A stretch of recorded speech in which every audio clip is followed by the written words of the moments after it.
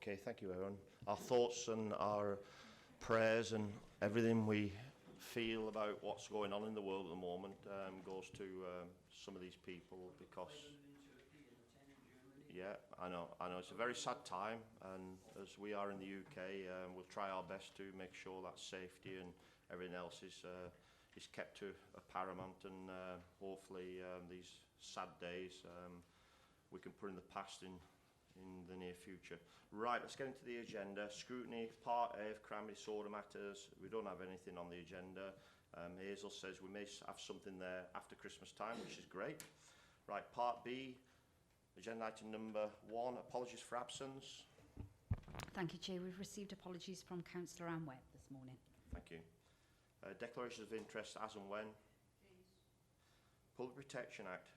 Could I just ask Dave, just to introduce yourself, because we don't see you every 6 months now. We haven't got the item for the public to make any presentation. I'm just going to... right. I'm going to let the member of the public come in after this because these officers need to get away, okay? All right, thank you. Right. Can you just introduce yourself, Dave? Thank you, Chair. Do you want me to start going through the reports? Yeah. So I'm accompanied by Hugh Owen. I think most members will know Hugh. He covers the public protection arm of environmental health in terms of domestic complaints, etc. If I just very quickly touch on the covering report, Chair, it just explains why we're here. You'll recall that Cabinet approved a report just over 2 years ago now in March 2014, which talked about budget reductions for the 14-15 year. So the intention is to give you an update to see how we're getting on over 6-month periods. In terms of the report that went to Cabinet, that went in January 2015, and as I say that, then their concern at the time was how does that impact on performance going forward, and are there any negative impacts?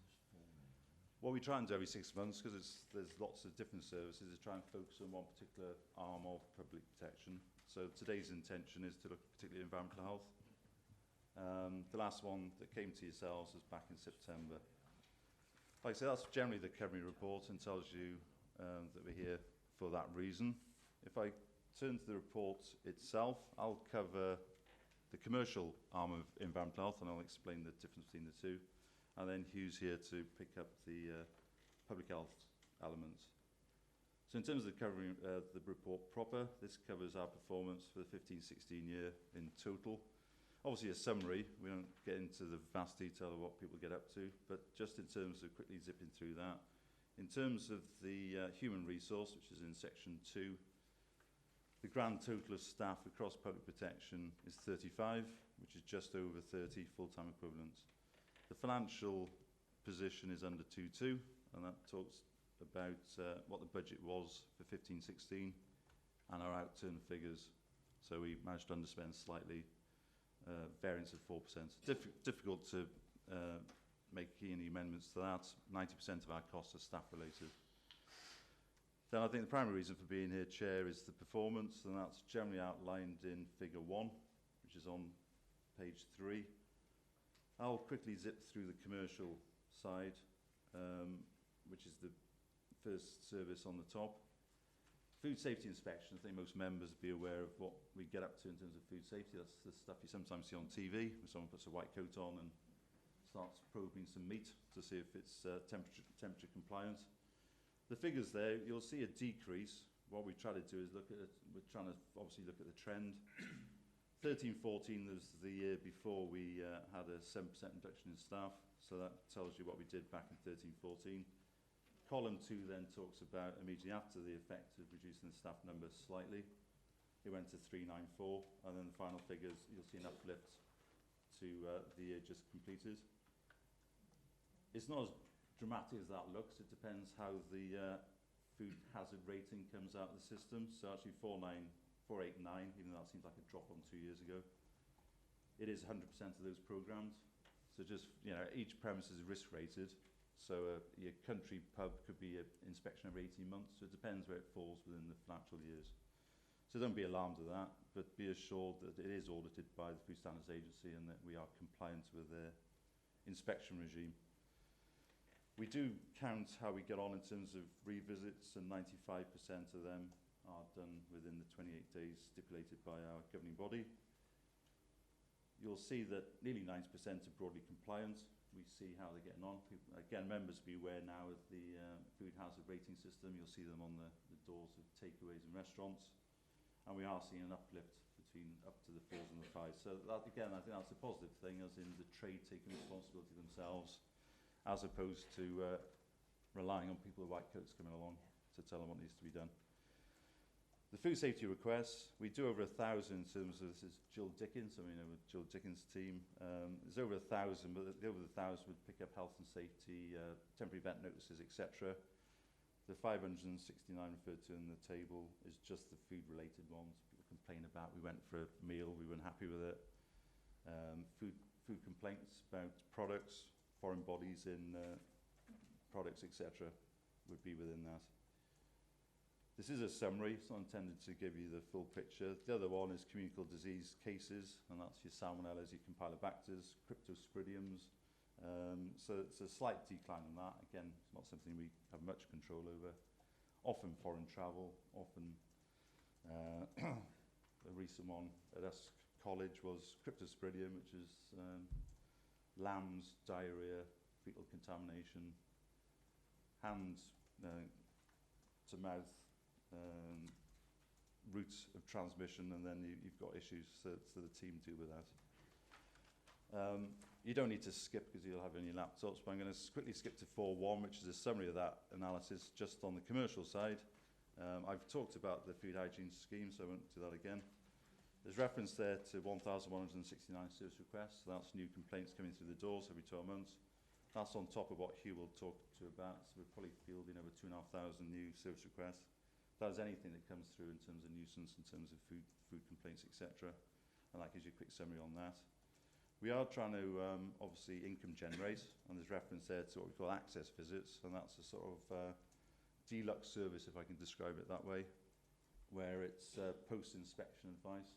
So we've got to do the regulatory stuff, which is they must do. So that hygiene rating scheme I spoke about is a must do. But if people want an enhanced scheme, like a consultancy service to improve your food business, we obviously provide what we call an access service, which is chargeable. So we'll charge them for that service. We also train people in food hygiene. A typo there, shouldn't be 88, it was 239 people who trained last year. That generated £14,000 of income, which is quite helpful for the coffers. The third income stream is through primary authority partnerships. So we've got a very successful scheme with SA Brain, Marriott Hotels, and a few others, Welsh Water, and Aaron Bevan Health Board. And that again generates some money, not a lot, 5,000, but again we're trying to pursue to get some more money in. 2 prosecutions. I think members always like to think we're out there when needs dictate. We will actually prosecute when we try and give advice and they don't heed that advice. So there were 2 last year in terms of food hygiene. Wigmore's in Monmouth, I can say these because they hit the newspapers. And also more recently the King's Head in Usk. So we don't do that on a regular basis, but where people clearly aren't compliant, it does send a healthy message out to all those other food businesses, which there are over 1,000, to say, hopefully you'll toe the line, hopefully you'll have advice, but if you don't, we'll potentially see you in court. So I think that's probably all I want to say. Just the final one on the food safety side is, I mentioned the governing body. Food Standards Agency returned in August last year, and generally they're okay with how we're getting on. I think the general conclusion is we're coping what we're doing. You could probably do with a couple of extra staff, but who couldn't anyone? But they say actually in terms of the statutory requirements and their codes of practice, we're generally there or thereabouts within the resource available. So that's the first arm of environmental health. So if I hand over to Hugh, he'll talk you through the general public health arm. Thank you. Can I just make one comment, Chairman, before you move?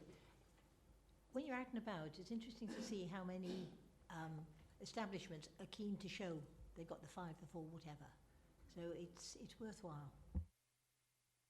Yeah, just quickly on that, I think, everyone's got to be realistic in terms of the financial position. So anything we can get the trades, it's more the nudge effect rather than the stick. If we can encourage them, and yes, a lot of our work is deemed by we'd rather be a 4 than a 3, and that's got to be positive. You look there and feel more confident. Yeah. Okay, you just want to run through.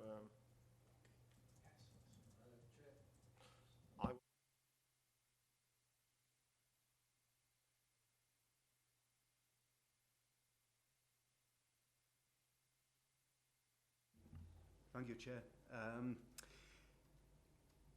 As Dave has mentioned, I'm a Principal Officer for the Public Health or the General Team of Environmental Health. I'm certain that most, if not all of the members have worked closely at some time or other with one of our officers, but it's great to have the opportunity to give you a bit more insight of exactly the range of things that we cover and how much we do with it. Now, the public health team comprises of myself, 4 environmental health officers, each with a specialist area, and 2 technical officers, one of which is part-time. Myself and each of the 4 environmental health officers have a specialist area of work, which I'll give you a little bit of insight into, plus we each cover a general district within Monmouthshire. The 2 technical officers, or 1.5 technical officers, provide crucial support to that work that we do. We also try each year to take on 1 student who has qualified as an environmental health officer and are looking to gain experience in the final year and gain their professional competency. The payback that we have for that, and because obviously our officers have got to give time and commitment to that student, is that the student also undertakes quite a bit of our low-level work for us, and we provide a very small amount of remuneration for their work on that side of things. The public health or general team cover a range of issues which I'll touch on in more detail, including housing enforcement. So we're responsible for the private rented sector and the standards in the private rented sector. We're responsible for pollution control, which covers permits to the larger industries, licensing of petrol stations, air pollution, dealing with a contaminated land regime. We're responsible for statutory nuisances and investigations. Responsible for environment protection matters, so that's fly tipping, dog fouling, littering, abandoned vehicles, or your typical street scene issues. We're responsible for implementing the private water supplies standards, caravan, mobile home site licensing, a range of public health matters, pest control, drainage, filthy verminous premises, asbestos, etc., etc. So it's quite a range of matters there, including as well dealing with unauthorised encampments, which we get from time to time. On top of that, we liaise very closely with the licensing sections and also the planning department. And because of the nature of the work that we deal with, that has very close links with the Future Generations Act, because we are looking to protect public health, not only for our current residents and businesses, but also for future generations. And that's where our close links with the planning department come in. Perhaps a little bit more detail, and won't bombard you with statistics, but perhaps give you an idea of a scale that we deal with. On the housing side of things, as I said, we're responsible for the private rented sector. Now, in essence, that basically means first and foremost responding to concern which has been raised by tenants. There's certainly a great emphasis in recent years, I think we all see with a rise in house prices, great emphasis on relying on the private rented sector. Last year our team inspected 104 dwellings, and when we inspect, we look at a range of hazards. So we're looking at, and in fact, if you look at, I think we provided 1 or 2 charts. If you look at figure 2A and figure 2B, sorry, I'm not sure the pages are numbered, but figures 2A, 2B, those show category 1 hazards and category 2 hazards. And it gives a range of hazards that we look at. So we look at damp and mold, fire safety, trips and falls, basic sanitation facilities. And you'd be amazed at some of the conditions that we even now find in some of the premises. So we inspected last year in 1,516, 104 dwellings. In those we found 62 class 1 hazards, which we consider to be very serious hazards, which the council has a duty to deal with once we find that they're there. And we also found 204 lesser but still impactive class 2 hazards. We then liaise with the landlords, informally at first, but if necessary through enforcement action, either by service of improvement notices or prohibition orders when necessary, to require appropriate works to be undertaken. And for the hazards that we identified in 15-16, we found that there were 157 adults and 79 children exposed to those hazards. So that perhaps gives an idea of why we're doing this and the sort of people, the sort of numbers of people who are exposed to the hazards and why it's important to deal with. Now, one particular scheme, so our housing role very much is the essence is responding to complaints. But certainly, I've been covering the area for a number of years. We're fully aware that that does not necessarily bring our officers to the premises that we really need to go. Because obviously many tenants may not want to complain for a whole host of reasons. You've only got to walk through Abergavenny and you see the risks that fire safety can cause, and you see two burnt down derelict premises. So one scheme that we progressed, because we were fully aware of the dangers posed in this particular type of accommodation, was accommodation above takeaways. Because we were finding that the means of escape through many of the flats above takeaways was actually through the commercial kitchens, and the hazards that poses because from the fire safety aspect. Not only that, we were fully aware from the few complaints that we'd had in years gone by, but that sort of premises, you've got a whole host of other problems relating to overcrowding, lack of basic facilities, bathroom, kitchen facilities being provided, many of the workers in the takeaway accommodation not being provided with these facilities.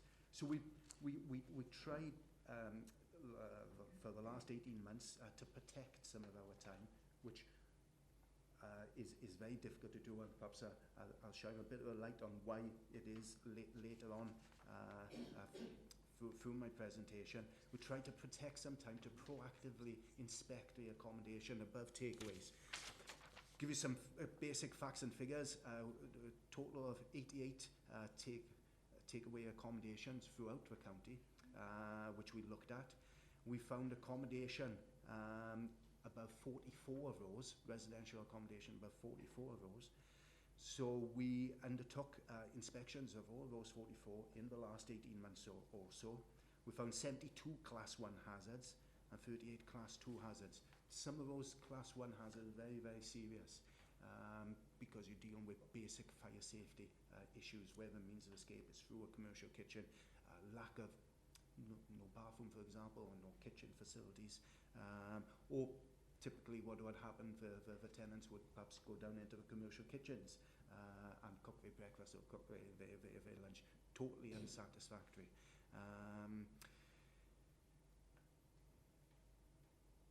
We've had a number of works undertaken already, so 58 Class 1 hazards have been removed and 31 Class 2 hazards.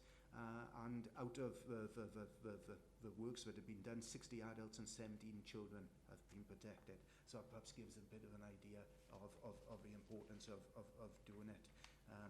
We're now looking to develop that scheme. We've looked at all the accommodation of our takeaway premises. We're looking to look at the accommodation of our restaurants and cafes and other premises which have got commercial kitchens. There is very much an issue for us in trying to protect the officers' time to do that sort of proactive work. It is still a statutory responsibility because we've got a statutory responsibility for inspecting our rented accommodation in the county from time to time. That doesn't necessarily mean all the accommodation, but it does fit in nicely and dovetail with our statutory responsibilities. Our specialist officer, I should have mentioned, a specialist environmental health officer on the housing side of things is a lady, Amy Lawton, which I'm sure many of you may have had contact with. Moving swiftly on, I'm conscious of time. Pollution control, we cover. Our specialist environmental health officer there is Paul White. So he takes a lead in this area. We're responsible for the permitting of many of the larger industries in the county. So inevitably, larger industries can be linked to noise problems and air pollution problems. So we control that. We say, well, yes, you can produce so much noise and you can emit X amount of pollutants, but we risk assess it and carry out appropriate inspections. We're responsible for the licensing or certification of the petrol stations that we've got in the county. So there's 18 of those which we regularly visit. We get some income stream from the work that we do in those areas, but is very much covering our commitment in those areas. Pollution, we're responsible for the contaminated land regime. And that in essence means that if we it's crucial surely in this day and age that if our development control section gives planning permission for redevelopment of an area, that we make sure that, particularly if it's brownfield site, that if there's any particular former historical use of that site, which may have some contamination problems, land contamination problems, that the developer remediates the land at the developer's cost. So that's a whole chunk of work for our specialist environmental health officer to make sure that we liaise with planners closely to make sure that appropriate conditions are put on planning applications and to make sure that the remediation work is done to standard. Paul liaised with planners and made comments on 45 planning applications purely relating to contaminated land in 15-16 and air pollution, also air pollution matters. We're also responsible for monitoring the air quality in Monmouthshire. Now many of you may feel, well, Monmouthshire, nice green, plenty of hills, plenty of open space. Do we have an air quality problem? As I know Val sitting in the front here, it is getting better. We've got 2 air quality management areas in Monmouthshire through Main Street of Usk and Hardwick Hill on Chepstow, where the European Union and therefore national guidance limits for nitrogen dioxide, which is a traffic-related pollutant, are exceeded. So we monitor the air quality. We keep a close eye on the air quality in the other towns, in Abergavenny and Monmouth, mainly looking at traffic-related pollution. And we also sit and give advice to the 2 steering groups who work in the air quality management areas in Usk and Chepstow. Every year we have to provide a report to Welsh Government as to what we're doing and how we are doing it, and how we try to facilitate improvements in air quality in these areas. It's not in environmental health's gift, of course, to bring about those improvements because they are traffic related. So you're a whole host of players there, but we try and facilitate all that. Welsh Government is very pleased to say have again approved our annual report and are quite happy the way things are progressing. So that's Paul White's area. On top of each of our specialist officers, of course, cover basic district work as well. Private water supplies is another specialist area led by our environmental health officer Anthony Davis. Many of you may not be aware, but the government have produced private water supply regulations to make sure that private water supplies are up to a wholesome standard. Perhaps in years gone by, it would have been acceptable to say, well, as a private water supply, it's up to the householder to drink what they want to drink, etc. But of course, we've got to make sure in this day and age that everybody's got a wholesome supply of water. We've got 52 large supplies or commercial related supplies. So that basically means your bed and breakfasts, your pub premises, perhaps your caravan sites, who rely on a private water supply to serve their customers. So we've got 52 of them, 110 small supplies. Small supply is where you've got more than one property served by the private water supply.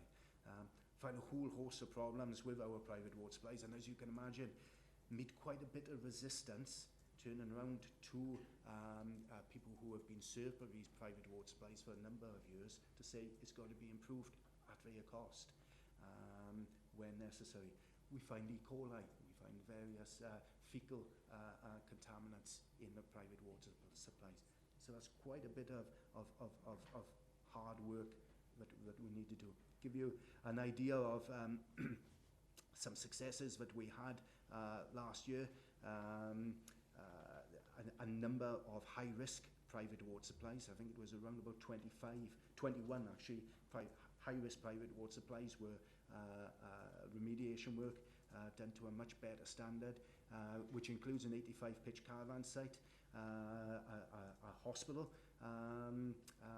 with around about 70 inpatients, and in total 162 adults and 11 children were protected through the work that we did through the private water supply works.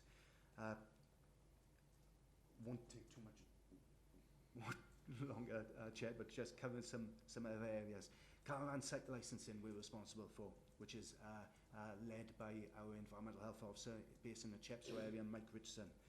Got about approximately 20 touring, camping, mobile home sites. We're responsible for issuing the licenses and to make sure that the conditions of those licenses are met. Perhaps then, having said all that, we then come on to a bulk of our work, which is dealing with statutory nuisance complaints. The local authority has got a statutory responsibility for investigating certain types of complaints which are public health related, which come in, and they cover issues such as noise, smoke, illumination, your smells, your complaints of fumes and gases. And so we've got a statutory responsibility for investigating these and deciding if there is a statutory nuisance to take formal action to make sure that's rectified. Last year, 15-16, we had 305 noise complaints. I did include, for your interest, a bit of a pie chart showing our top noise complaints and how they split up. Because you say, well, 305 noise complaints, what exactly does that relate to? You won't be surprised to see that 32% of them are barking dogs. So between barking dogs and dog fouling, dogs keep us busy. We get domestic disturbance complaints, amplified music. We get a fair number of complaints of commercial premises. This is why despite our links with the licensing department, so whenever somebody's looking for a temporary event notice application, we look at these carefully, make sure, well, is there going to be a potential here to cause noise pollution? So that's where we link in closely with licensing. We get a number of complaints each year about construction and demolition sites. Give you a bit of an idea of saying we're dealing with noise complaints but how that can expand and the amount of work commitment. We're closely linked with the dual carriageway scheme, which is coming down, as a chair knows all too well. So we will have to work closely with the developer to try and bring some element of control as to what they are doing, because from their point of view, they'd like to work every night. They'd like to work 24 hours a day. So we're going to try to bring some control on what we do in there, and develop very close links with costings through that. There's the electrification of a railway in the south of the county, and all the work to raise the bridges, etc. So we've got to work very closely with Network Rail there and their contractors, because again, many of the works have to be done at night. Because it means rail closures, etc. Festivals, perhaps, I know festivals have been going on for a number of years, but certainly we've seen an increase in recent years in the number of festivals in Monmouthshire, and all the implications that poses for noise control, particularly the development of 2 3-day festivals. We've obviously got the Eisteddfod coming, we're starting next week. And that again, it means that our officers have got to put a significant amount of time liaising with the event organisers, what's their noise management plan, scrutinising them, and to try and protect public health. Other statutory nuisance complaints, to give you an idea of some numbers, 148 last year of smoke, light nuisance complaints.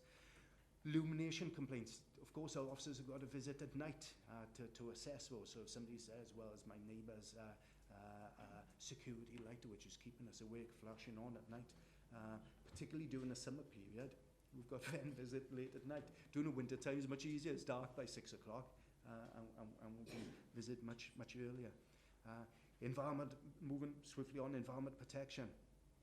Covers your dog fouling, your littering, your fly tipping areas. Fly tipping, we try to concentrate. We're aware of the number of complaints that certainly come to members. And the message from members, not happy about the amount of fly tipping, certainly in recent years. So we certainly try and do a lot more work in that area. And in recent years, we've brought about quite a few successful prosecutions. Last year, we prosecuted a gentleman who fly tipped on at least half a dozen occasions in a Chepstow Caldicot area. And he had 250 hours community service and £1,500 costs. We had another successful prosecution, which was awarded £1,600 fine and £1,800 costs. So we are finding when we get enough evidence and take those cases to the courts, that the courts are backing those up with fairly substantial fines. But a lot of work is involved in bringing a prosecution case together and try to make sure it's a successful prosecution.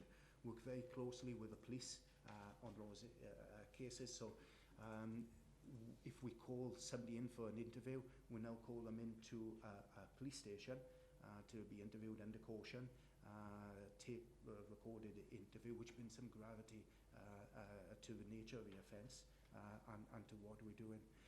Dog fouling, I know members, again, you get lots and lots of complaints from residents about basic issues such as dog fouling.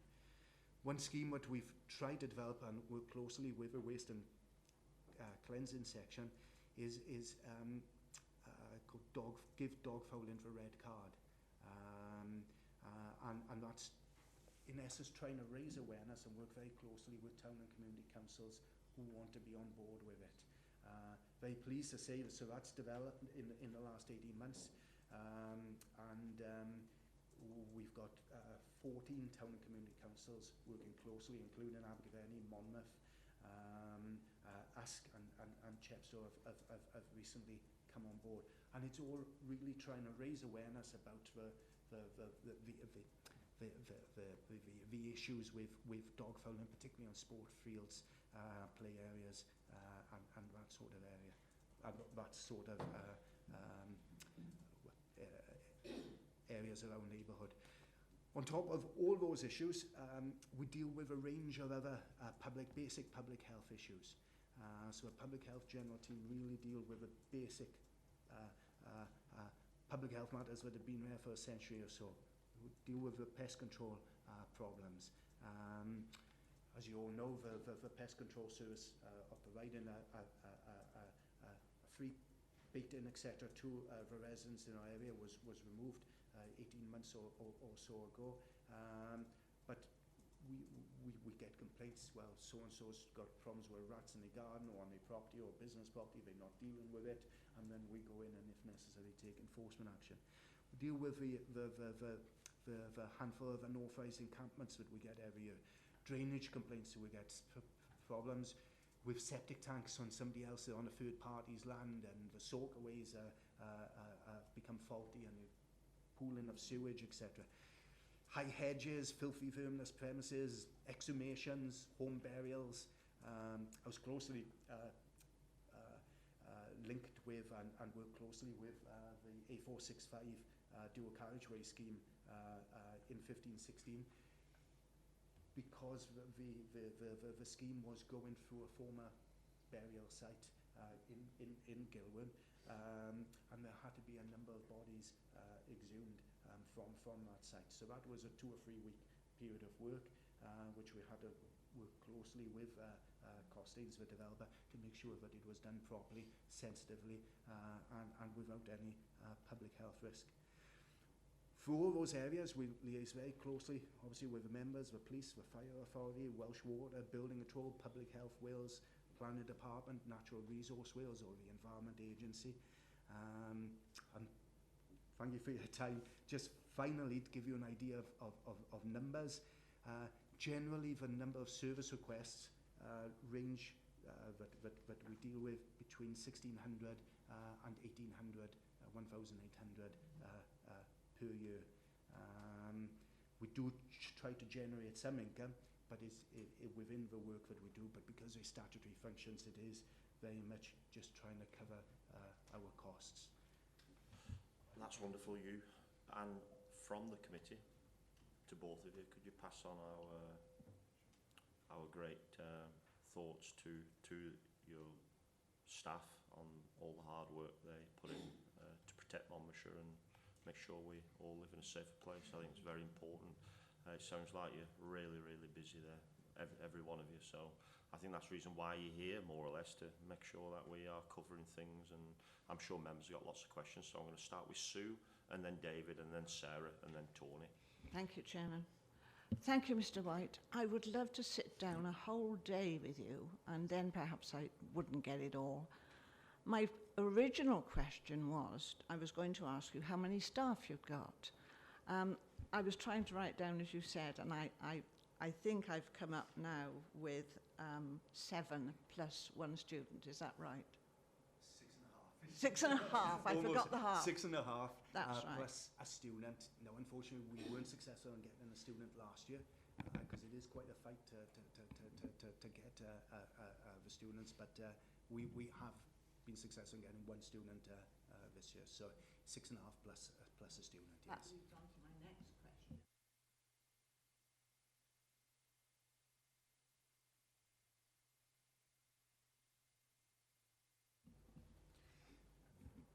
The student's role, first and foremost, is to try and make sure that the student meets their professional competency for working in environmental health.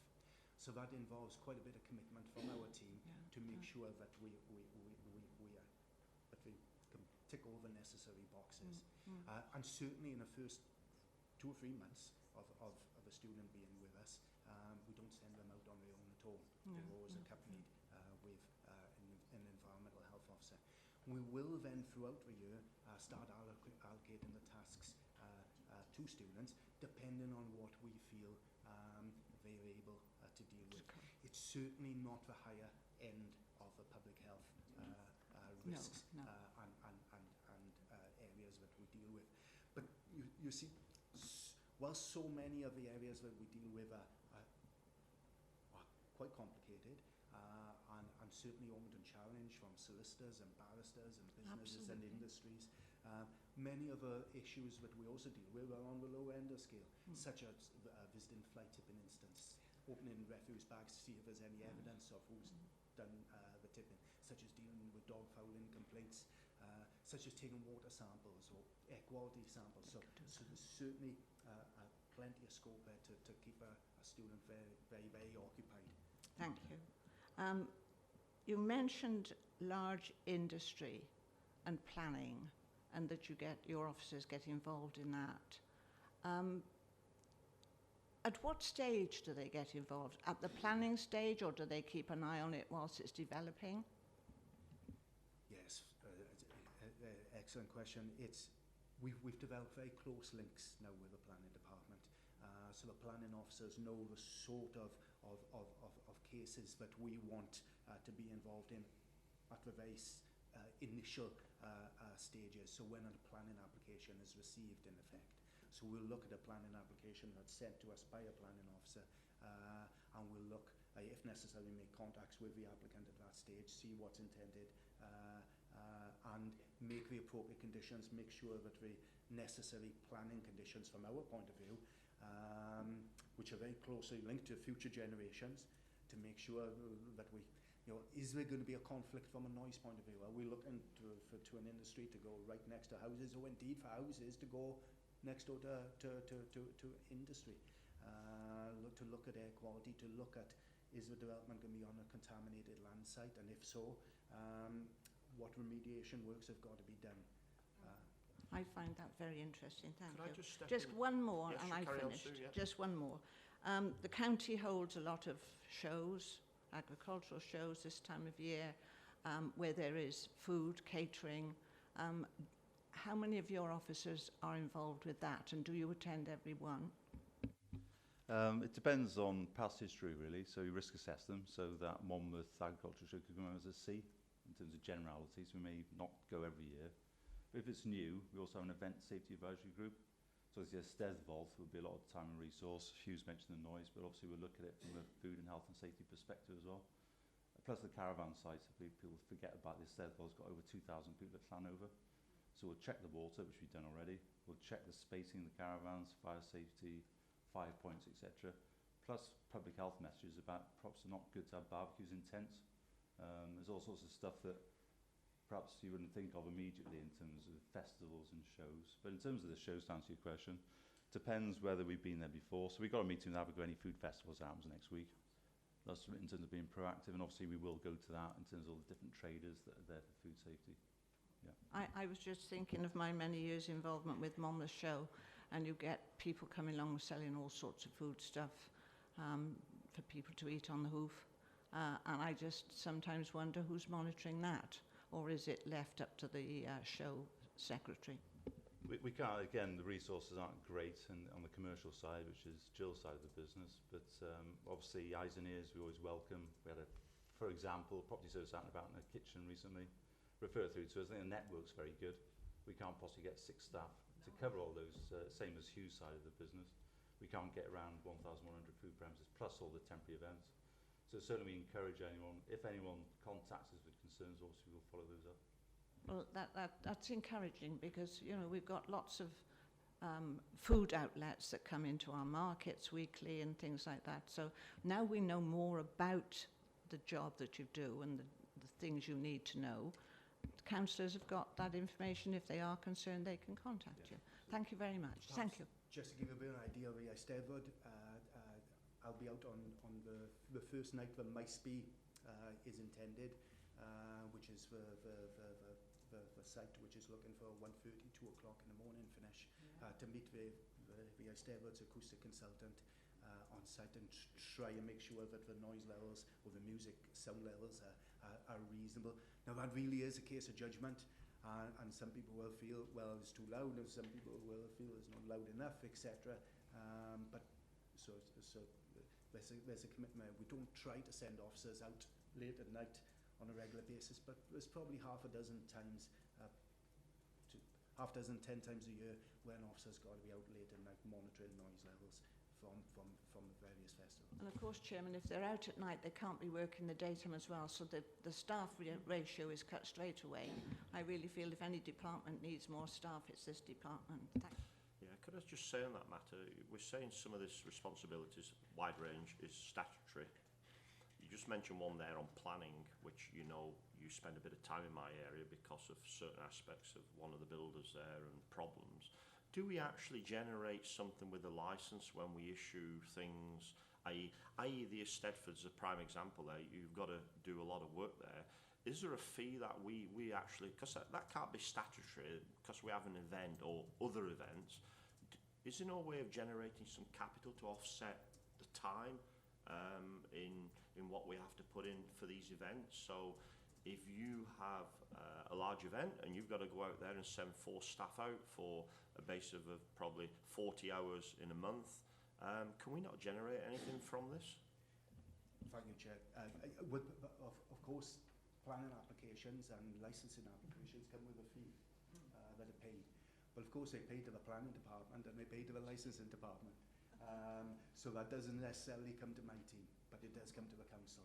Would it not be within our interests of you guys to think about, listen, we need a cut of a percentage of this, because if we don't have that cut, you are relying on us to deliver what you want, or what you've had what you're having.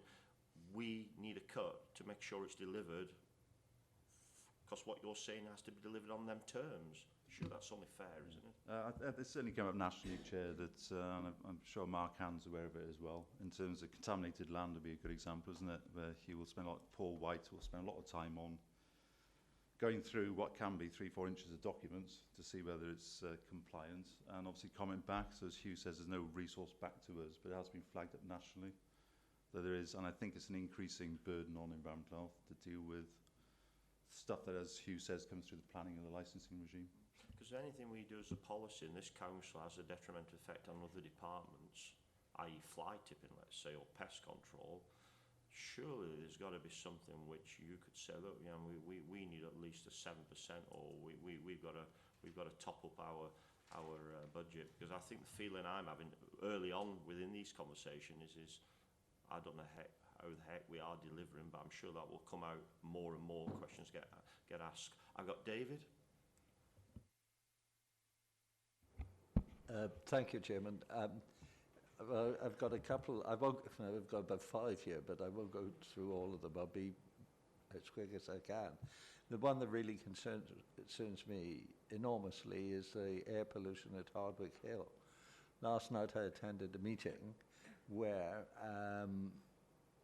we discussed the traffic movements with the new development down at Maybe Bridge, which is now got the clearance to move ahead because the Welsh Government has done their survey. They wanted to do their independent one.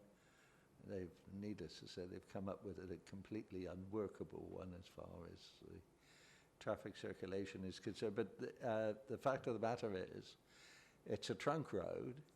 It's the Welsh Government's responsibility to handle the issues on that road. We are going through the whole bit as far as air pollution is concerned.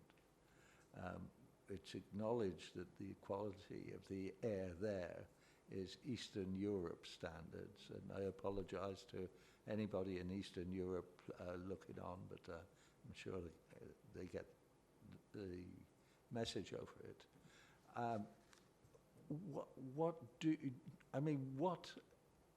What effect can you have? I mean, do you have the ability to say this is really a problem which there is no solution for unless we have a different road around Chepstow? I mean, it is as fundamental as that. It is something that Tony is aware of, that we're grappling with on the strategic motor group committee. What effect can you have? What recommendations can you have? Because if the Welsh Government doesn't listen to what you're saying, why bother? I mean, the poor people that live there. I mean, I'm in favour of the development. The development is really essential, 100% essential. But there's no solution for the poor people that live on Hardwick Hill. All the commuters that spend an hour there just trying to get up to the slip road, and they're queuing up to Alvington on towards Lytton. Can I just, so your question, David, is yeah, I mean, is how does you or how does the team handle air pollution when it's not the responsibility of this authority? Is that where we're going, David? Well, that's right. It is. Yeah. Not just, don't pick that, but there are other areas. Yes. How do we handle that, you? Yes.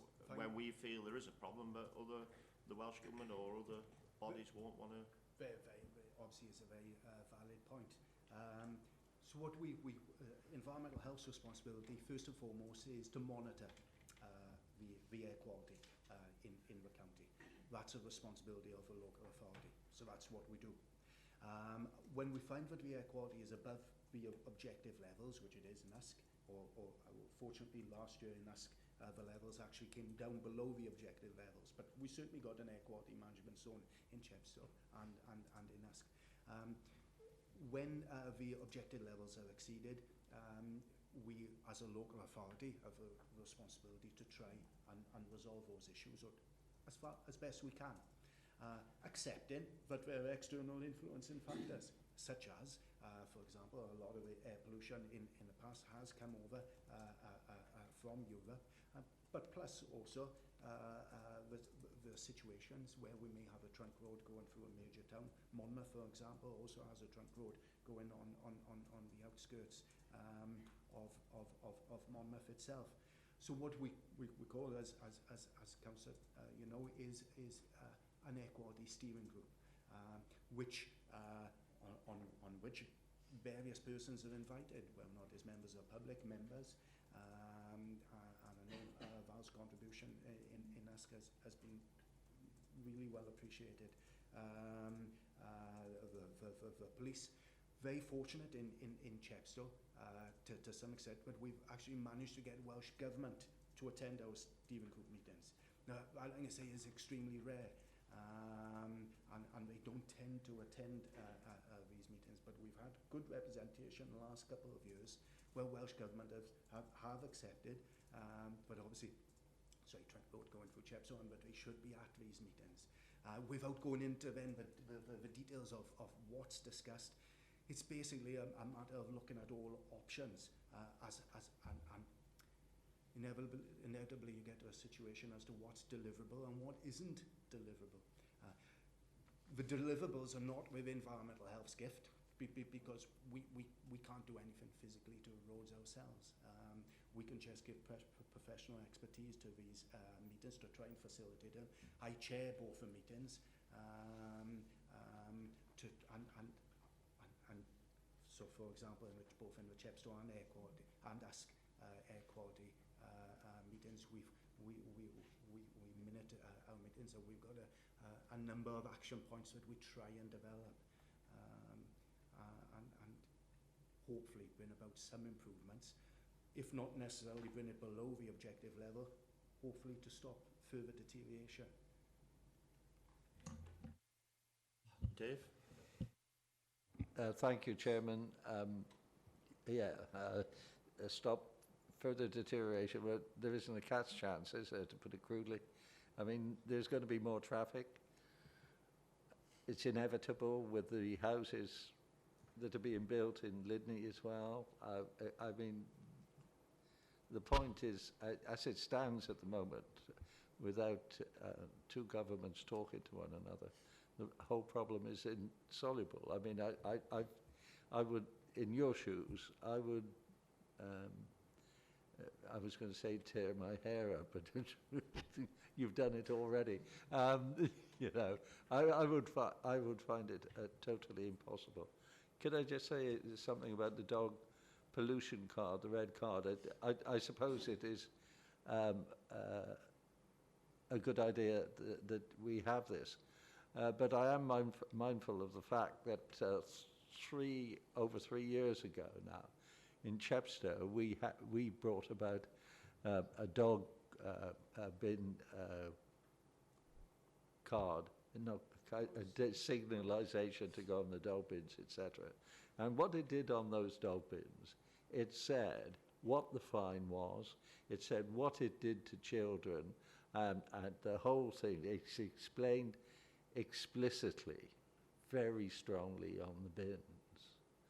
I think what you have here, it's almost, when you look at it, it's almost as if you're apologetic about the thing in a way. I mean, there is nothing forceful about it. You're not, it really does, the whole design of it, it's almost as if you're saying, well, we've got to say something about this. I'm sorry, but we are going to say something about this. It really isn't dynamic enough. It isn't strong enough. We discussed this last night at Chepstow Town Council, and the thoughts were, we wondered who we were frightened to upset, because that is the way it looks to us. So what we're saying, David, is you believe that the red card scheme or that we've put in place isn't strong enough? No, it doesn't even say on the bins what are the end results as far as children, etc. from dog fouling. I mean, that Okay, well, must that's- be prime. Okay, You but know. it's something we can work on you, isn't it? That actually probably do a little bit different next time and probably speak to different areas, yeah? Yeah, do you want me to give a comment? Yeah, you carry on, you. Yeah, interesting. And I found certainly in the area of dog fouling, there's greatly different views, and so many people actually get very engaged with the subject. And our dog fouling red card meetings are extremely well attended. And we only have a couple a year. It's the town and council, community council members who attend. I think our last meeting was in the conference room, and we had up to about 30 representatives of town and community councils and the police there. The town and community councils Spend our spend, to use that term, on being proactive with some of the real public health concerns out there. Part 2.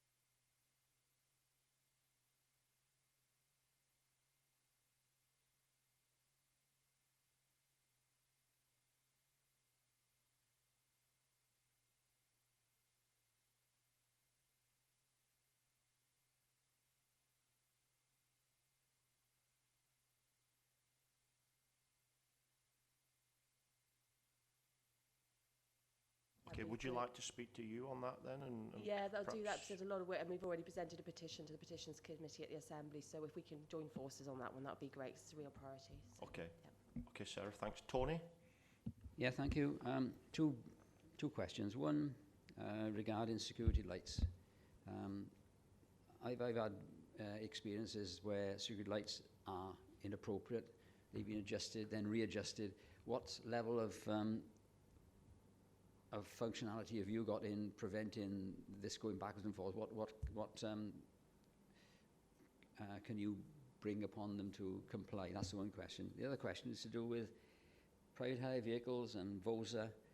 Matters have gone to the audit committee previously, where there's a difficulty in getting enough transport for schools, etc. And a lot of this really is down to the fact that there may be not enough vehicles on the road, but a lot of the vehicles which might be on the road, because of VOSA's requirements for a certain level of money in your bank account, a lot of operators can't, because of austerity, don't have that level of collateral, which means they've got to downsize their vehicles to the sort of ones used for private hire, which I think might be putting a bit of pressure on you under those terms, because you do the private hire bit. But in your report, you mention penalty points. What is a penalty point? For example, 2 were given for defective tyres, and what happened to that vehicle? Was it taken off the road immediately? 1 was given penalty points for not on a fire extinguisher, and 2 were given penalty points not wearing licensed driver badge. What's the difference between there's a severity between not wearing a badge as opposed to have defective tyres? What enforcement do you have in terms of these vehicles, which are carrying kids around mainly, and I think it's important? Thank you, Councillor. I'll perhaps answer part 1 in this case, and Dave part 2. Light nuisance. Statutory nuisances, whether or not they're noise, smoke, smells, gases, light nuisance. There's no definition in law as to what is and what isn't a statutory nuisance. A statutory nuisance is a matter that the local authority have got a responsibility to investigate and to decide, in the opinion of the officers, do they feel that is justified. But of course, because there's no definition, this really is down to interpretation. We use case law, which has gone through the courts, to try and draw a conclusion. And whilst, for example, with noise complaints, there's a wealth of case law, because noise nuisance has been within the statutory nuisance regime for decades. Light nuisance was just recently introduced 3, 4, 5 years ago. So there isn't that wealth of case law. So basically, we look at impact, and we try and use a judgment of reasonableness. And ultimately, obviously, everybody who complains to us wouldn't complain unless they were affected. But the decision for us is, well, okay, there may be some impact, there may be some inconvenience, there may be some disturbance because you wouldn't complain otherwise. But our role is to decide, but is it so bad, is it so unreasonable that it merits the local authority taking action? And I think that's the perspective that we can, because of course in all these areas of statutory nuisances, people can take their own private legal action. So you've got the force of a private law. I know that entails solicitors, expensive, etc. So we very much look at it from a perspective of, well, does this merit the local authority?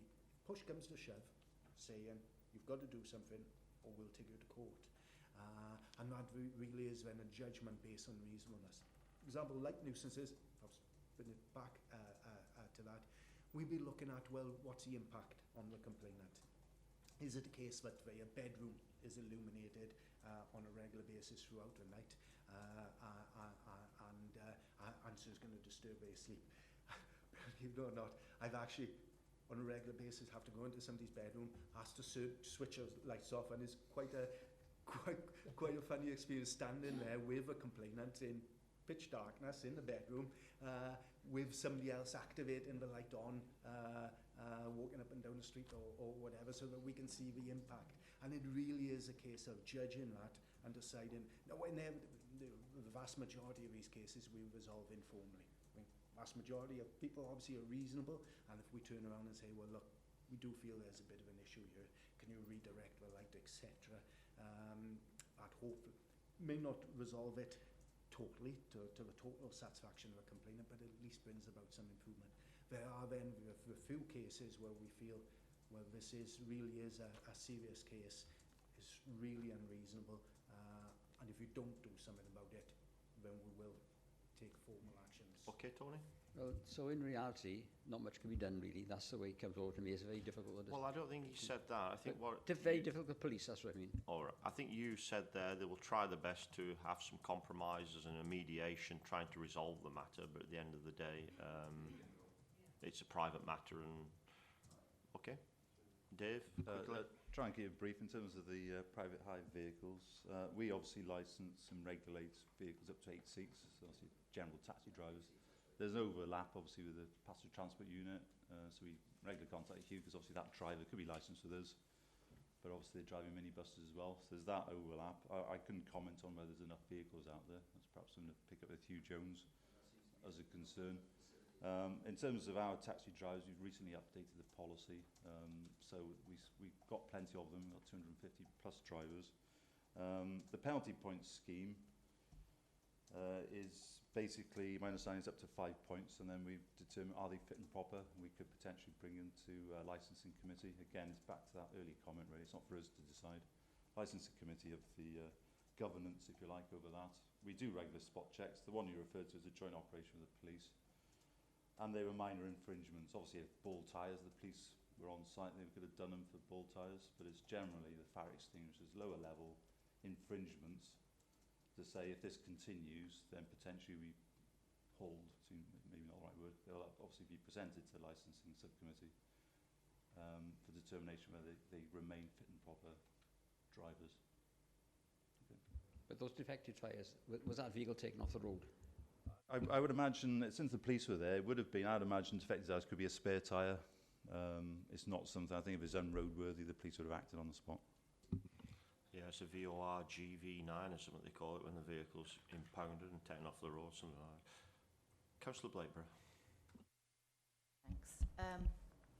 Well, I'm sitting here listening to this, and I do think your department are the unsung heroes, really, because you're central to making sure that residents' experience of living in Monmouthshire, that it is clean, safe and quiet. You're dealing with the bread and butter issues that really affect residents on a day-to-day basis. And I'm sort of just picking up really from Councillor Sarah Jones and also Councillor White's issues. 6.5 staff to do that huge list that you've just reeled off, and all that stuff you're doing is not quick fixes. It's all very time-consuming work. Put in there holidays, sickness, training days, all these meetings you're doing. I'm struggling to see how you're managing to do the high-quality stuff that is needed for Monmouthshire. I know you kind of mentioned we're looking into it. I kind of want to raise it for it to be recorded that I am concerned that the bubble is about to burst.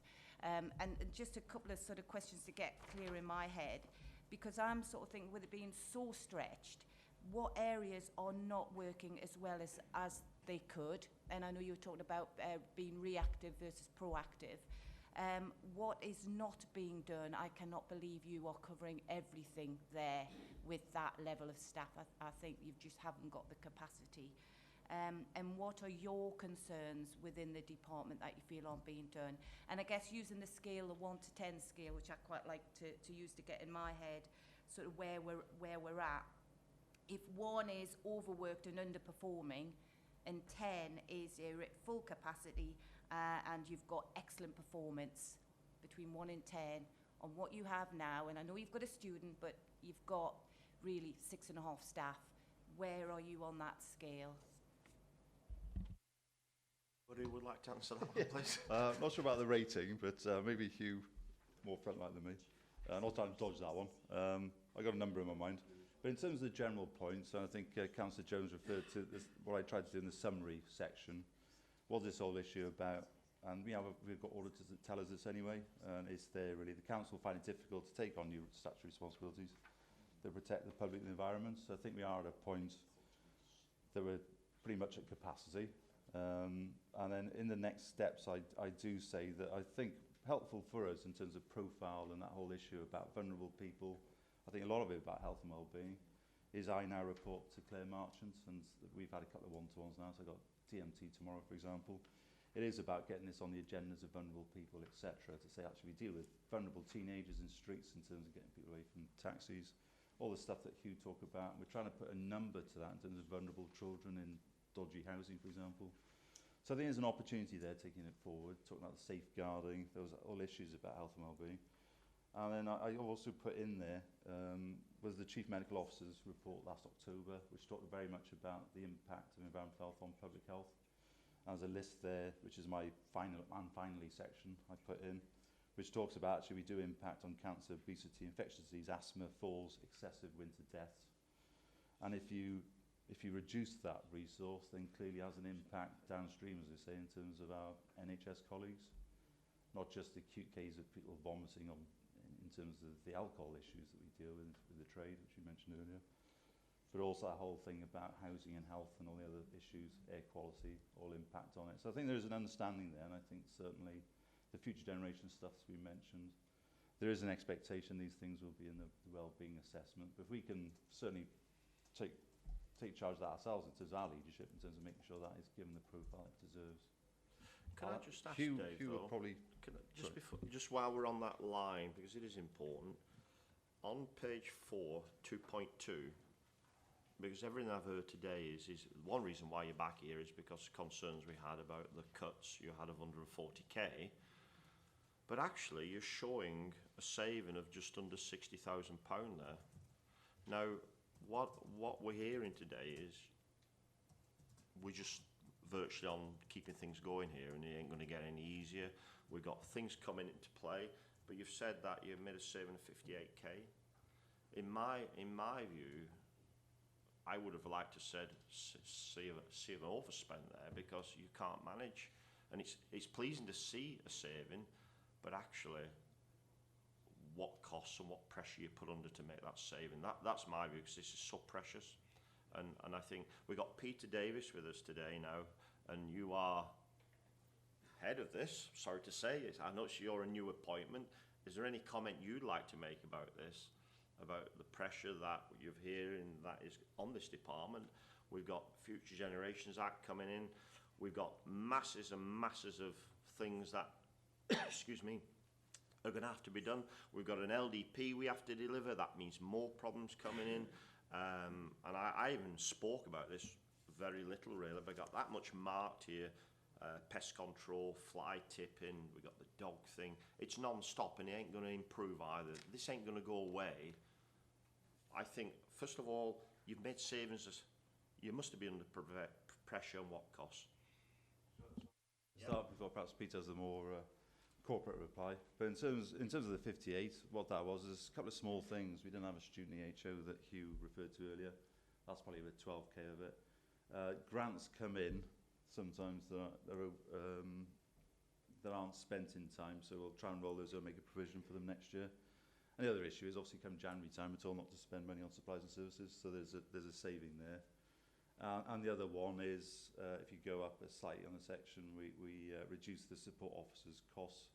One left, that's 0.6 for an officer, probably an annual saving about 17,000, so we soon get to a figure of 58, which is only 4% of the budget.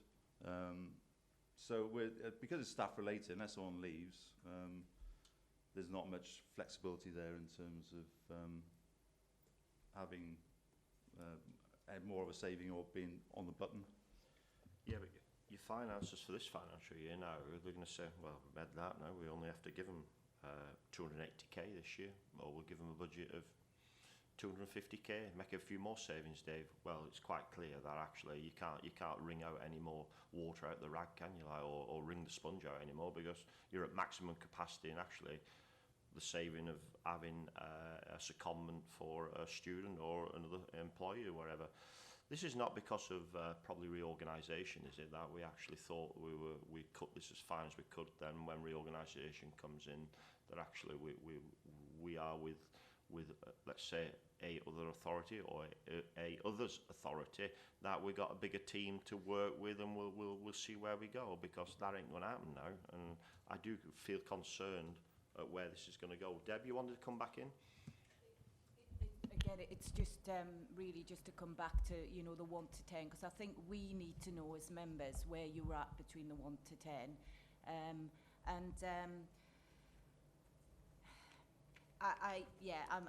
I'm just really, I say this is why I've raised it again, I'm just very, very concerned, and I guess it's good to hear that you definitely, it's on your radar, and I guess I'm just wondering what the support you have from senior officers. Do they recognise you know, what you need to go forward, given that actually we're victims of our own success, because Monmouthshire is becoming very popular. We are getting more festivals, you know, with the cycling and some interesting festivals I know we've particularly had in my area, and your workload's just going to increase.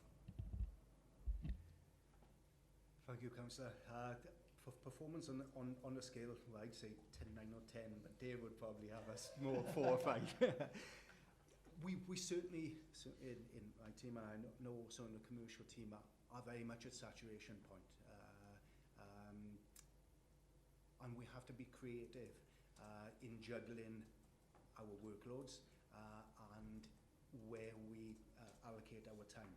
And that has to be inevitably on a balance of what poses the greatest public health risk.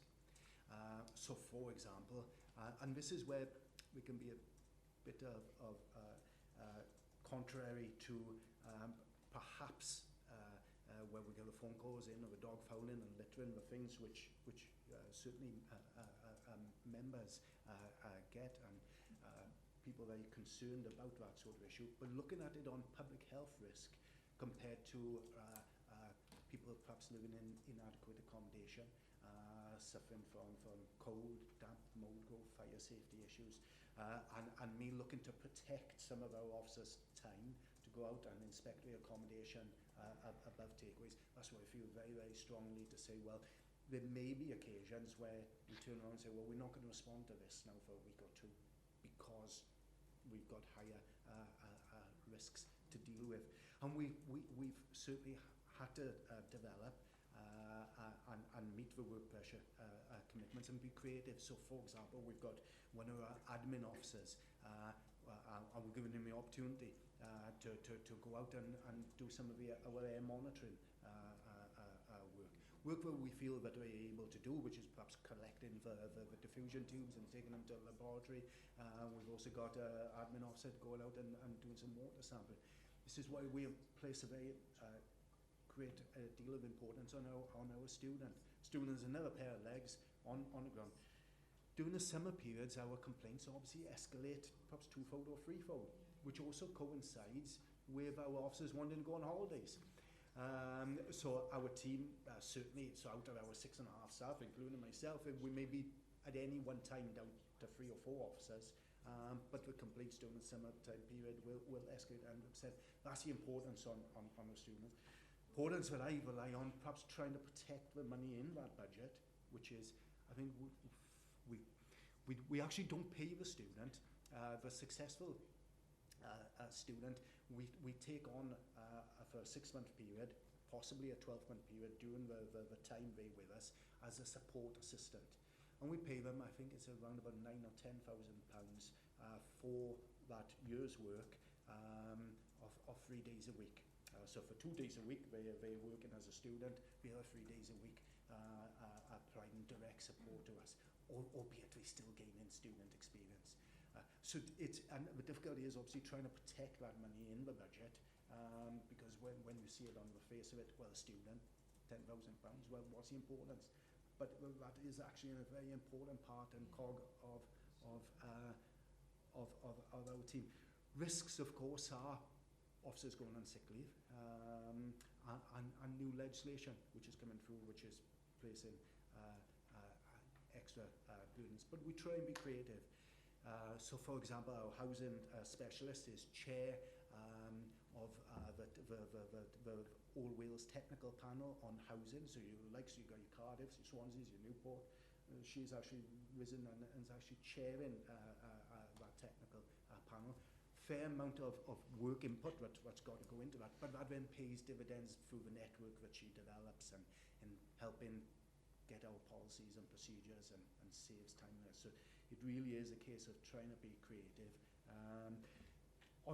I've got to be conscious on the performance side of things and how well we are delivering, not just how much are we delivering, but how well. And our service improvement plan perhaps gives some detail on that and all the statistics. But I think fortunately the complaints about the service or against the service, you can count on fingers of one hand in any year. So we're not getting a host of complaints about inadequate service coming in. Because we're all too conscious that when we do get a complaint about a service, that generates a whole lot of workload that we don't want. So if we get a complaint to the Ombudsman or to the MP or indeed to your members, just answering those basic questions generates a whole lot of paperwork.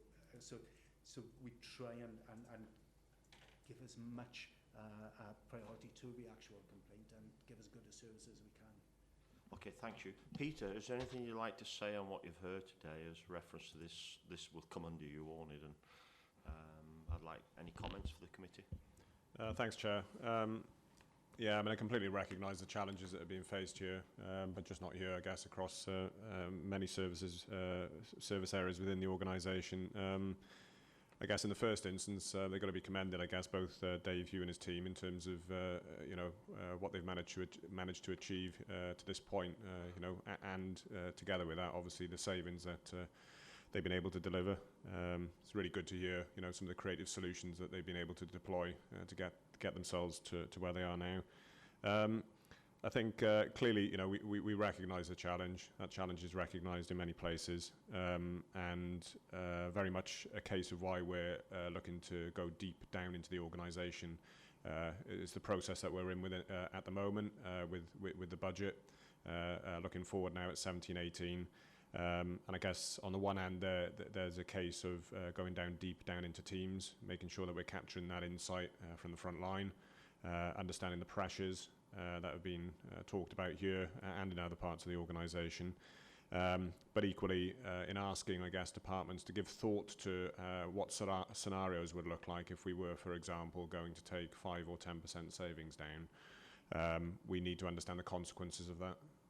The clear consequences, and I think going back to the point I made in terms of engaging deep with teams and staff, not just obviously engaging at sort of senior management and at leadership levels.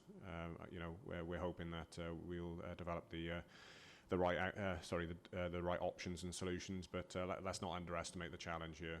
This is difficult, really difficult, and obviously we've got to make sure that we make some tough decisions, but based on you know, a set of information. They've got to be informed decisions. Thank you. Okay, thanks, Peter. I got Val and then David come back in. Very briefly, Chairman, listening to Peter saying that he's a challenge to officers. Equally, this is a challenge to members to sit and actually determine in our own minds what services and how we want to see them operated. It's no good passing the buck all the time and saying, yeah, this department's not got enough, that department's not got enough. We've got to sit as elected members and determine what we find acceptable for the best way forward for Monmouth. I'm very grateful for officers' efforts, but equally members need to put some effort into thinking ahead and thinking to the future of Monmouth. Okay, Peter? We just very quickly respond to that. I mean, yeah, the point's very well made. I think in terms of my response, I'm referencing, I guess, where we're at in terms of officer level discussions at the moment. Clearly, they've got to have absolute regard to political considerations and obviously the impact out there of, I guess, changes to some of our service models and the impact on communities.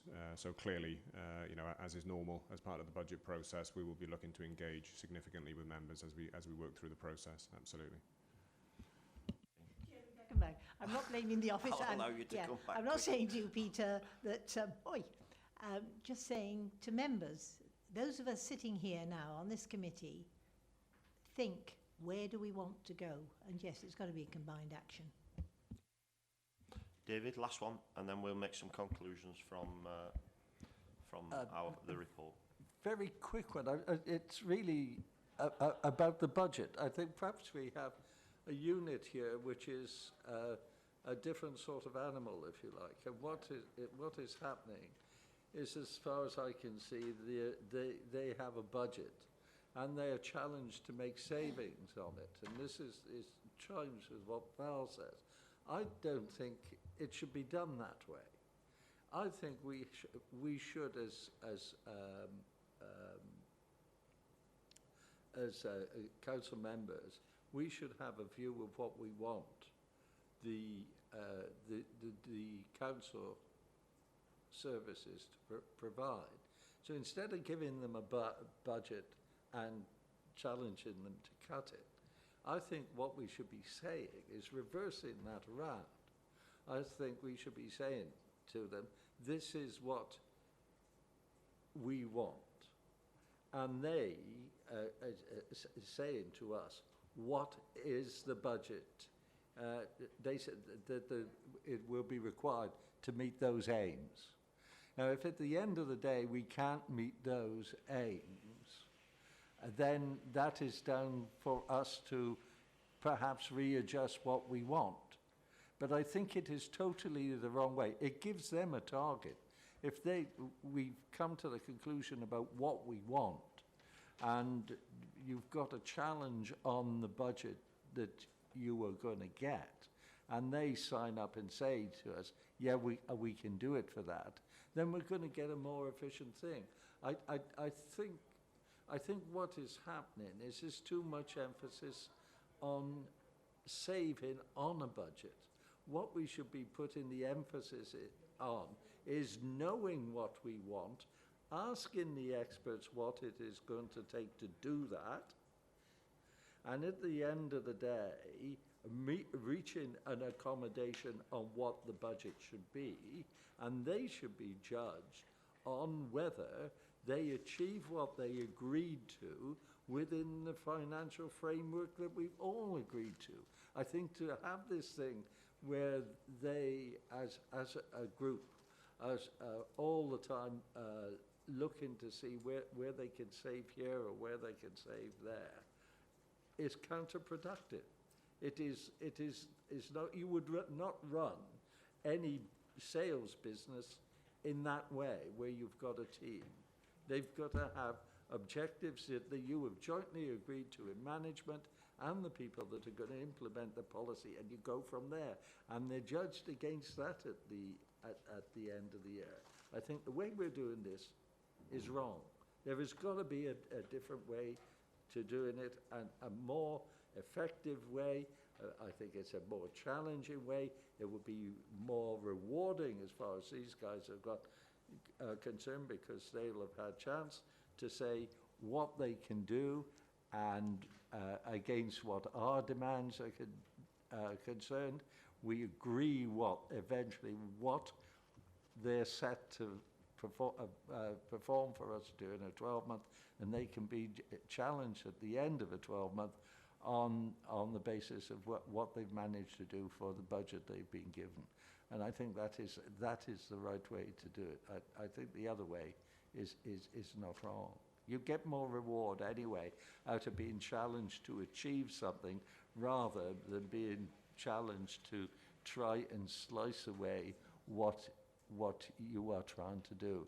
It is so negative. It's wrong. Dave, would you like to answer? Can I just comment from a public protection perspective? I think that's the purpose of the report, really, Councillor, was to try and indicate that's the whole raft of performance. There's numbers there, and we tried to speak about the quality as well in terms of some of those more vulnerable people, for example. We could have done it the other way around, but obviously make reference to the governing bodies we have. We got more than most. We got the Food Standards Agency, it's on 3.2. We got the Health and Safety Executive. We got Chartered Institute of Environmental Health. We got Drinking Water Inspectorate, Welsh Government. We got DEFRA. You name it, we got a whole raft, and you could do it the other way around in terms of all that capacity to deliver all those services.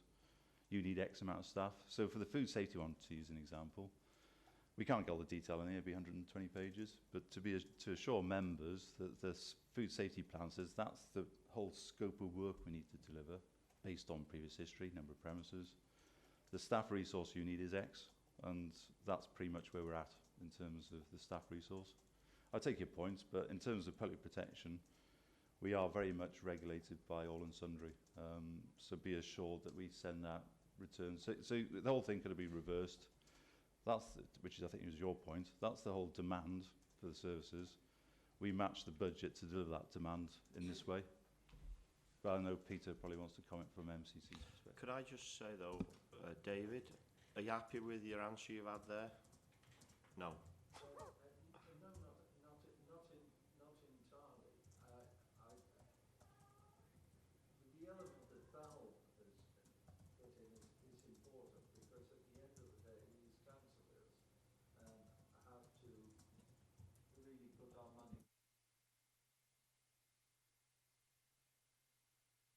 We ought to be saying what we require from the council, from the services, from what our council members, our officers will provide for. But the reason why this report is with us today, not because cabinet. I'm not critical, by the way, of these guys. No. I'm just trying to frame it differently, because they know what they can do. They know what the priorities they can achieve. And if you have, if at the end of the day, we end up with an aim, an objective of what Monmouthshire is going to provide in itself for its residents, that is the target. And you agree a budget against that. And then their issue is to provide those services against a budget that they've agreed to. So it's clean. You're not trying to slice. You've agreed it. You've done all the front loading, if you like, is exactly what it is. You've done it at the front end. Then the task is for the guys to get on and use their expertise and not be worried about all the time what they need to save, because the budget will have been agreed to start off with. That is it. I mean, that is the way it works in most businesses. Okay, Peter, you just want to comment quickly, and then I got Yeah, quickly. Okay, so I agree. I agree with most of what's said there. I think where the difficulty plays in is that I think if we did that across the 600 or so services that we've got, I think the budget shortfall that we're trying to manage for 17-18 will be a much more significant figure. It's got to, I've just got to frame it in terms of the challenge that we are facing as an organisation. What you've seen and heard today, and the challenges that the team is facing. This is not an isolated issue. This is something that features right across the business. Ultimately, what we're trying to achieve here is we're trying to put in place a sustainable business model. Going back to the councillor's comments, we're trying to put in place a sustainable business model for the organisation now, next year, and in the future. So the work that Kelly Burns leading at the moment with regards to future Monmouthshire, that very much looks at our operating model going forward and making sure we're putting it on a sustainable footing. We cannot ignore the fact that there are increasing demands being placed on us as an organisation, demographic changes, etc., etc. We cannot ignore the fact that we have reducing funding envelope, and that presents the significant challenges that I've mentioned.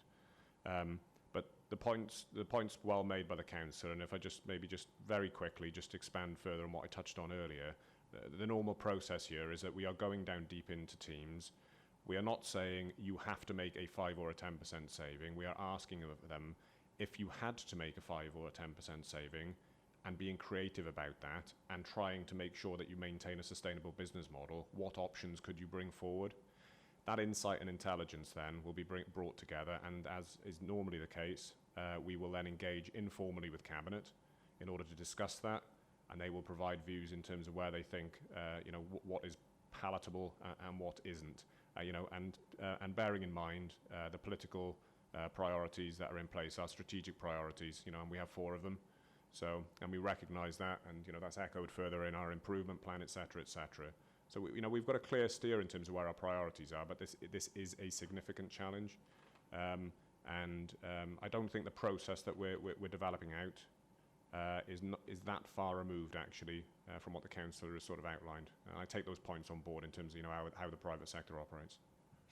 I think the thing for us is, as a select, we asked Cabinet to make sure that we have a report every 6 months with what we felt was happening within this department or these departments, because am I right in saying, Dave, you've got a massive portfolio here within the council to manage, which comes under our remit, and our concerns were with the report, with the savings to Cabinet. We felt we wanted to make sure that everybody was in the right direction, and it seems as though we're just hanging in there with this report, and we've known that. That's why we wanted.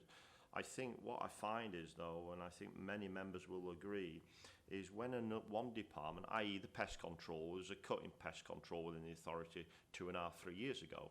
If you note in the report, you've virtually trebled what you're having to do within pest control. Now, is that fair on them, or should they actually invoice who was doing whatever? And it's the same as fly tipping. I know with fly tipping at the moment within areas, it's gone 10 times for what it used to be because of issues that we've done with policies within the council. Now it comes back on another department, so they've got to try and meet the costs of that. And I think you and Dave have made it quite clear today that we're just hanging in there. We only need one outbreak or something to happen within Monmouthshire, and actually we lose what you wants to do with the takeaways, with the other places, which are so important. He's explained how important they are, making sure people who are in bed and breakfast or are renting places are so important. We can't even do that. Now we only have to have one problem there, or one fatality even, because we haven't done that, and it just blows everything out of the water for us as a council. And what we gain in one respect, we've tried to be business-like in generating a few pounds here and there. It's just gone for me. This is a public service, and delivering public services is what we're about. Business plans and generating some capital, yeah, that's great, but people, 90,000 Monmouthshire residents, expect us to deliver public services, and it's statutory. Right, I don't want to say any more. Sue, last one, and then we'll just make some conclusions from the report. Thank you. I've looked at this, and I'm sorry because my computer didn't tell me what it was going to be today. I've only, as you've spoken, gone through it. Every issue that you cover, I've addressed in my ward this year and last year, 15, 16. I'm not going to say to the general public who I serve and who you serve, no, we're not going to do that anymore because we've got to cut the budget. We're having more houses in my ward. We've got absolute, yes, I've got so many small businesses. Every business you've mentioned, from rental through to fast food, in my ward. The only garage in Monmouth is in my ward. So why wouldn't I address everything in this document? Now, my fear is that we here are saying, well, there's not enough money, something will have to go. The rat problem in my ward has been astronomical this spring. Well, there you go. Now, we're saying people have to pay. There is a man in my ward that has spent over £100. It's not his garden, they're coming from other gardens. We have to ask you to come and intervene. What would I do if you weren't there? You know, I'm not going to say you've got to cut your coat according to your cloth, because I know that's not possible. What I'm asking, because of the large remit of this department, why can't they have more staff? And you're going to say you've got no money. Well, I'm sorry if we're going to not answer to the public and do what we need to do to secure their health, which is what this is all about basically. It's going to cost us more money in the future, and we've got to find that somewhere. So don't cut what this department is doing. Enable them by giving them more staff to do it. And I'm sorry, if something has got to be cut elsewhere, health for the public is paramount, and it's got to be done by the book, and it's being done by the book at the moment, but they need more help. Okay, thanks, Sue. I think with the new act coming into place as well, I think that will fold out to actually probably address some of the concerns that we have. So to just sum up and round everything off, pass on our thanks to all the staff from the committee, which we've already said. We have major concerns with where we are with public health and aspects of the report. We need to come back in another 6 months' time. During the budget setting process, we'd like actually this to be, if there are issues with departments from Dave's side, we'd like this to be highlighted on one of the mandates separately for us because of the concerns that we have. Is there anything else we'd just like to add to that? I can't remember everything. Is there anything else? No? Right. Thank you, everyone. Thank you for your time. And I'm sure you're very busy. I'll let you get off, all right? Thank you. Right. Member of the public, I'm sorry for that, but I'm sure you've really enjoyed that debate. And could you introduce yourself? I have Lois Pandia, the gentleman's wife, Stephen Carr. Oh, right. Okay. Yeah. It's all yours, sir. All yours. Thank you very much. Your issue. My issue is probably, I'm John Nixon. I live about half a mile away from here. If you could imagine it going into us now, I'm halfway between the 30-mile-an-hour sign and the Glenarvan Hotel on the right-hand side. So I'm on a bend like this, and I have to cross the road to access on the other side, to an access for my wheelchair. That's fine on this side, but if I'm coming back from Musk, I'm getting in a stage where I can only see about 10 yards up on this side and plenty that side. So in the fact, at 30 miles an hour, any car that comes with me is only about a fraction of a second away. It is that short time. I can't go any nearer on the bend because they do not have access to go down from the pavement. So any vehicles that come over 30 miles an hour, which is a substantial number these days, then I've got even less time. So I depend on listening for traffic coming round the bend. My hearing is good, but my wife's hearing isn't. In addition, my wife's vision is getting worse. because she's got age-related macular degeneration. She's not on the blind side at the moment, but she will on the short side. She'll register soon. So I'm really anxious about this speed limit around this area. And I would welcome it to be 20 miles an hour to give me more time to go across the road. Can I just be clear? Are we talking around about where the vets are? No, Chair. No. Further up? We're talking from going on this road into us. Going on this road. Sorry, my fault. Right, Right. okay. Yeah, I know where I am, yeah. You know where you are.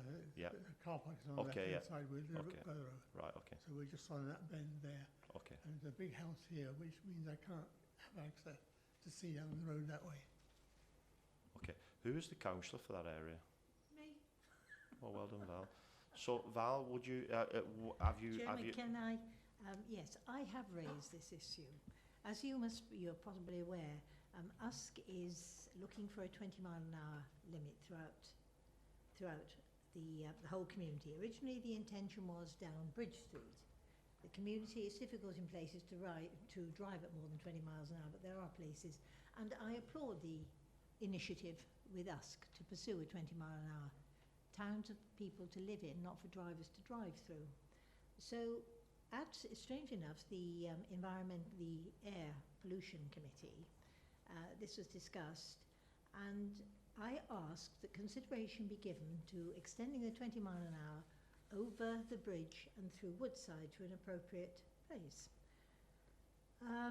It was dismissed out of hand by the highways officer. I cannot think of the logic. I am aware of Mr. Nixon trying to cross this road. How he survives, it's just this side of the Glenaravan. He's got some photograph pictures here, which I'm sure he would be delighted for. Can I hand them to members? Yes. I am surprised that this gentleman has survived this long. I truly, truly am. To be told by an officer that there's no necessity at Woodside for considering a reduced speed, despite the fact it's leading to a recreational facility, the pavement opposite Mr. Nixon, you cannot walk two abreast. So that's your pedestrian. So looking at it in its totality, having got over the Usk Bridge, motorists turning right into Woodside, which is now part of Usk, according to the signage, it's foot down, boys and girls, and away we go. I crossed that road yesterday to talk to Mr. Nixon and his wife. It was not a nice experience. For an officer to dismiss out of hand, there's no necessity there. It was a sunny day yesterday. The car park, our little car park there, was full with 24 vehicles. Oh, beg your pardon. Which one do you want? No. 16 cars parked on the other side. It's an incredibly dangerous bit of road. Mr. Nixon has got an absolute, genuine problem there. I'm sorry, I don't understand.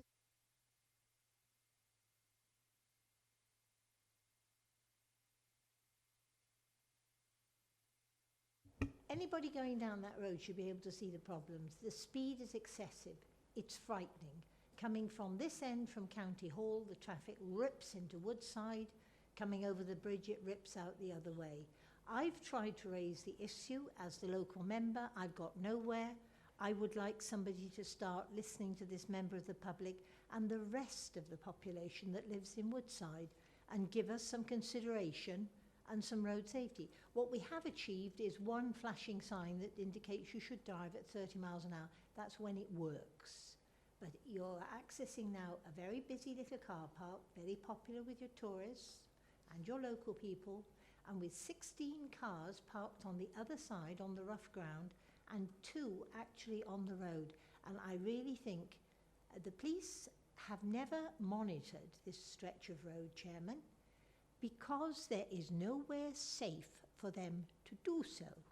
And yet we require a resident of Monmouthshire to cross that road with a disability, and his wife is not quite as spry as she used to be and has a site visit. I found it a horrible experience crossing the road. So any support that this committee can give in raising this issue for this resident and others would be more than welcome. May I say though, Val, and please don't take this the wrong way, because where you're looking on your photographs, even raising the speed limit or lowering the speed limit to 20 mile an hour, you will probably still have a very serious injury there. And would people actually drive at 20 mile an hour? Because at the end of the day, I don't think they would. Even if they drove at 20, even if they drove at 30, if you had a collision there driving at 20 mile an hour, you haven't got a lot of chance really. I think probably looking at it here, there may be a scheme that have you spoke to the scheme about calming? So you've got a gateway, so you're incoming one way and outcoming the other way. So it actually traffic has to stop. That kind of scheme, because I know they've been talked about. I don't know what scheme you've been looking at. I think lowering the speed limit to 20 mile an hour is great, but for like this gentleman who's crossing there, he won't. If somebody hit him, he won't stand a cat and mouse chance doing 20 mile an hour, to be honest with you. So I don't think that would be the 20 would be great, but I think there'd be another measure you'd have to look at on this stretch of road. And it is a busy stretch of road. I use it all the time I come here. And it's quite dangerous. Yeah, Val? can I come back, Chairman? Because all that you have just said, you could save your breath. Sorry. Those various solutions have been put forward to officers, and they get no consideration whatsoever. We've been fortunate. I don't think we've had a bad accident, have we? But how we've managed to avoid it, I do not know. And it's time we started what we've got on our bits of paper, how we care about our communities, how we care about our people, how we listen to them. Well, let's start doing the act, shall we? Okay. Yeah, just a couple of things. There's rumble strips, isn't there, at the moment? Are they monitoring? Is that just the main street, or are they monitoring? There must be some sort of speed monitoring over the bridge. Strips that are put down are on the other side of the bridge. Woodside starts halfway over, but you're misled by the fact that other officers now indicate that Woodside doesn't exist, it is Usk. Is there a wider issue here around maybe we could get the officer in at our next meeting on this issue, but on wider issues as well, if it needs to be around a more strategic point? I think it'd be good to ask questions to that officer. And I've got into some issues. I mean, even when we managed to get the speed limit in our ward, and there's been huge speeding issues, and there's no police enforcement, so there's a police enforcement issue as well. I know it's separate to this point. I don't want to hijack the good stuff that Val's doing here, but I think maybe get the officer in would be good. Yeah, okay. I tone it, and then we'll just come back and decide which way we're going to do on this one. Yeah, okay. Everybody, I think we're all in the same thoughts here. I think we've all got issues, but Tony. Yeah, thank you, Chair. If memory serves me right, Councillor Smith has put at least 2 motions to Council regarding the whole of the section of the A470 from the Beaufort Arms down to Usk. At the last meeting we had with Strong Communities, we had 2 gentlemen here talking about the same road just up there. This meeting we got another gentleman from the same road just down there. There's criticism of the way the officers are handling Councillor Smith's queries. I think that, yes, they should come to this meeting and explain exactly what strategy they could put forward for that whole stretch of road, because it's been an issue that Councillor Smith has been bringing to various groups and bodies, and quite frankly, doesn't seem to be getting anywhere. Dave, just a sec now. Just very simply, I think, of course, 20 mile an hour isn't statutory. I think it's advisory. I might be wrong. Chair, come in there. Chair, but come in there to answer David. 20 mile an hour is statutory. In my ward, every street is 20 mile an hour statutory, and the police monitor it. Well, I'm wrong about that.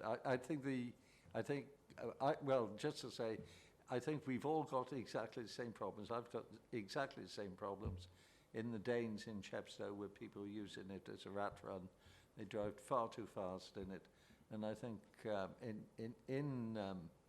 in situations like this, like we all have in our wards, they should be a key issue with regard to our officers in the highways unit. Okay, Dave. Is that all right? Yeah. Did Tony, you last one, and then I'll take a conclusion just further from explanation on what I said about 20 mile an hour being statutory. Where there are 20 mile an hour signs with a white band around them, that's advisory. Where there are 20 mile an hour signs with a red band around them, that's statutory. Okay, Val, just want to round off and then we'll make a decision. Yeah, Chairman, I would welcome any support. And really this comes back to the fact that at one time we had a highways working group that became defunct. For the last 2 years, 18 months, 2 years, we've said we'll resurrect. it will be wonderful to see that driven forward. For next meeting, members, I'll actually bring the number of fatalities we've had along that stretch of road that Tony's referred to in my time as a member. Okay. I think the conclusion we have is we ask our officers to attend a select. I think every member has issues within their wards, reference to speed in traffic, safety concerns, etc. I think it's the enforcement side of it. If we had people who come and enforce speed all the time, it will be safe. But that ain't going to happen. We know that's not going to happen. How you can stop drivers from driving even 20 mile an hour in a 20 mile is really difficult. But we have a policy, and we should have some direction by this council on how we resolve problems within communities. So I think we'll ask them to come. Sarah, you just want to finish off? Really briefly, at Brynnicombe Committee, we've put on our work programme to invite the new Police and Crime Commissioner to come along and talk about some of these sort of issues. Just might be something we might want to think about putting on our work Safety camera partnership, which we sign into and we pay for. Should we ask them to come along as well, just to see what their views are on where they go? Because I was led to believe they'll only go into an area where there's been an accident or whatever. They need the data, and once they go into that area, and the reason why I'm bringing this up, because where I come from, I must have at least 40 signs around my area, around my countryside. We haven't seen the van for 5 years. Absolute utter waste of signage. So I'd like to find out what the criteria is. Right, okay. So you're having them. So, okay, we're getting there. We'll agenda it that we get an officer or officers and the safety partnership, camera safety partnership, to come here with them. Very briefly, you might like to ask for the minutes of the meeting that a group of us made to the Community Safety Partnership the best part of 2 years ago. I'm sure the officer should have prepared them by now. Okay. Tony, last one. Well, it's a clarification more than anything. Okay. I was going to ask the question, what's happened to Part A, scrutiny and crime disorder matters? Perhaps that should be the topic for that meeting, to bring in for that particular item, scrutiny and crime disorder matters. That's when the police come. That's when you can get the PCC here. That's when you get the safety partnership here. We'll just agenda it, Tony. I think that'd be the main thing, won't it? Well, I think Part A is that complicated on where it goes, isn't it? Let's just agenda the item for safety within Monmouthshire, and then we'll bring this up, Val, okay? Thank you very much. All right. Thank you, members. Val, before we finish, putting together the working group for road safety. You took a lead on that, and I'm sure the officer, Roger isn't here now, I'm sure the officers have no issues in setting up that steering group, but it'd be a steering group which then would report to the select. It can't be a decision-making group, can it? What it can be is a group of a body set up from all the councillors, not just this committee, which then, if you've got issues, or the problem you do have is within the councillors is everybody has their own problems, and if you want to bog down something with that one single problem which is in your community within a meeting, you end up not achieving anything. And I think it has to be policy driven. We all have problems. Which was the intention of the working group. There were a group of us who put in quite a lot of work. I've got a file which is tolerably organised of the work that we looked at, the state of roads, their categories, etc. We travelled around. It should be a continuation of that, not treating safety alone, because that's an integral part of your infrastructure. That contributes to that and knocks onto the other. We do have an infrastructure policy, though, don't we, within the council? Val, would it not be within the remit now of, we've agendaed this item for safety within Monmouthshire, from that meeting, would it not be wise then to say, can we formulate, or can we continue with this group? Yeah, okay, thank you. Yeah, that's a very important topic, and if we do get them here, we need good attendance, and equally, could we invite other select committee members, because it will be an important meeting. I agree. Yeah, so could I send the invite out to every member when we do it? Yeah, okay. Right.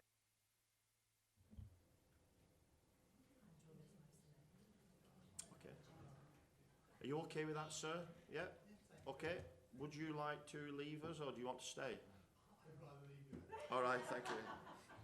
This is the most. This is another exciting report. Right. Agenda item number 4. I put that as 4A. Okay. 4. Performance report, improvement objectives, and outcome agreement.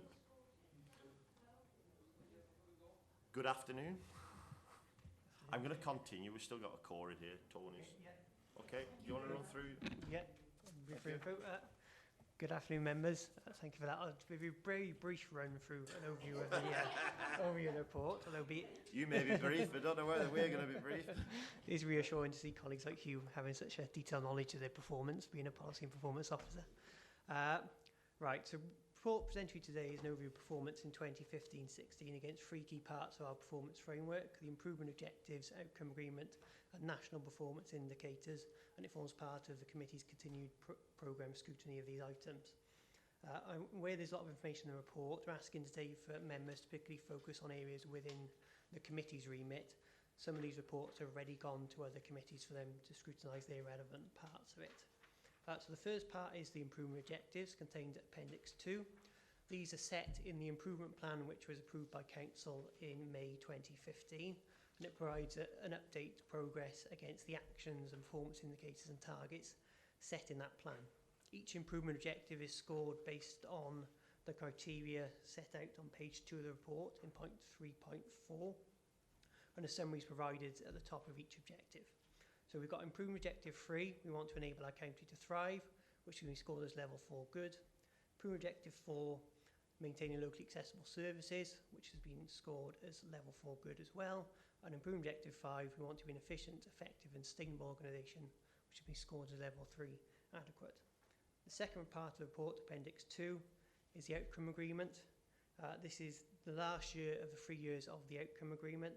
So the report provides an evaluation about the progress made over the 3 years. The funding for the agreement has already been secured, but we felt it's important to finish off this document in terms of the progress made over the 3 years to members. And the outcome agreement 4 included on the report is living within environmental limits and acting on climate change, and that's been scored as fully successful over the 3 years of the agreement. The final part of the report, Appendix 3, is our national performance indicator data set. These are set by Welsh Government, reported annually and used to judge and benchmark council performance across the 22 authorities in Wales. When we get the full comparative performance, we report that to members at council in our stage 2 improvement plan. But for now, you've got analysis there about the 1-year trend against our own performance, and also then a 4-year trend looking at over the longer time period. So that's all I'm supposed to say on that. I'm happy to take any questions. Right. Are there any questions? Sarah? Hi, yes, thank you. It was just around, I'll have to get the page, I've written the page number on my notes, page 19, so hopefully that's the right one, and that's the percentage of staff receiving performance appraisals, which is at 54%, and as I say, I haven't got the page up now, but I'm sure it was around 90 or something the previous reporting year. And similarly, the sickness days seems to have jumped up substantially. But I don't know if those would be questions for you, Matthew, or whether it be go to Tracy in the next item, or Peter, whoever's presenting the next item. Yeah. I think probably that'd be far easier within the next agenda item. But do you want to answer that? Just to. Sure. The next report provides a bit more detail around that. Obviously, from the performance side, the areas which have been flagged up as causing us concern, the areas we need to focus on. I know particularly the check-in, check-out staff appraisal rate, if you talk around the organisation, you generally get the feel it's a lot higher than that. Okay. We've known that we've had some reporting issues with the system we used. Right. Clearly, we can only report what we can actually justify. So we're now looking to get a better system with more clarity around guidance to actually record that. So we're pretty sure it's higher, but we can't report any higher. So we need to get better at that recording. But certainly that's a disappointing result, and certainly not when you speak around the organisation what the feedback is. I just more around the steps that we're going to take to change that figure around. So I suppose that, as I say, come up in the next discussion. So sorry for landing it now, but yeah. Any more questions? Val?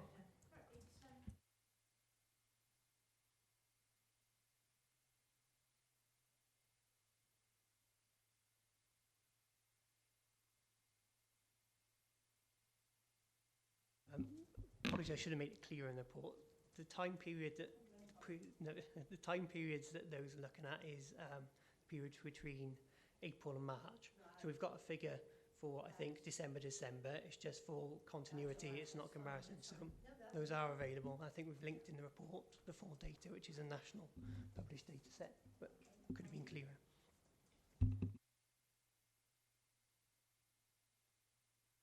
Just one, Chairman, and it's page 26. It's at the top. There's been a marked increase in the 15-16 in number of working days per full time. It's a sickness one. Would you like to comment on that?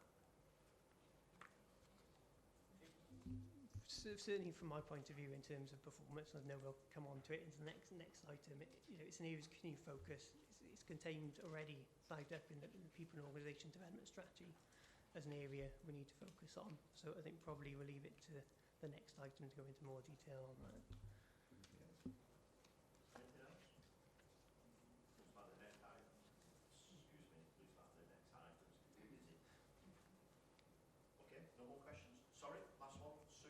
It's not a question, it's an observation. Okay. I couldn't download this document and I've only had it presented to me this morning. So as you can gather, I haven't gone through it. So if there are things that I want answered, will it be all right if I get in touch with you? I mean, it may explain itself clearly to me, but if there's something there that I wish to ask. Yeah, absolutely, no problem. I'm sorry about that. Yeah, please get in touch. Computers are only as good as the people who work them. Yeah, absolutely. It wouldn't no. Can you switch your mic off, Dave, please? Oh, sorry. Tony. Just one question in amongst all this information. The percentage of adults aged 60 or over who hold a concessionary bus pass, why is it not 100%? Any reason why there's only 76% looking for buses, or is it there are no buses where they come from? It seems an odd one. I just thought it was automatic. But basically, it's presumably up to people to apply for that bus pass. It includes everyone who's eligible, so unless people apply for it, I mean, I don't know what we could do to promote that, but obviously it's up down to people then to apply for that bus pass, and that's simply what that figure's reflecting. I think you could to my area, Tony. They won't even reply in my area, so I'm going to buses. Right, any more questions? Right, thank you for that. That was a nice, easy one. And when are you due to come to us next again now? Well, not for some time? Is that wishful thinking? No. So we'll next report will be a 6-month report around November time, just before Christmas time. That's in the budget process. See, that's I'm just trying to think now. During November, December, we are very busy. So if you give Hazel as much time, and we'll try and fit you in somewhere there. Okay? Yeah, absolutely. All right. Thank you. Yeah. Right, Peter. Nice to see you, and congratulations on your new appointment. It's the first time you come to Select now in your new position. Right, People Services Annual Report, June 2016.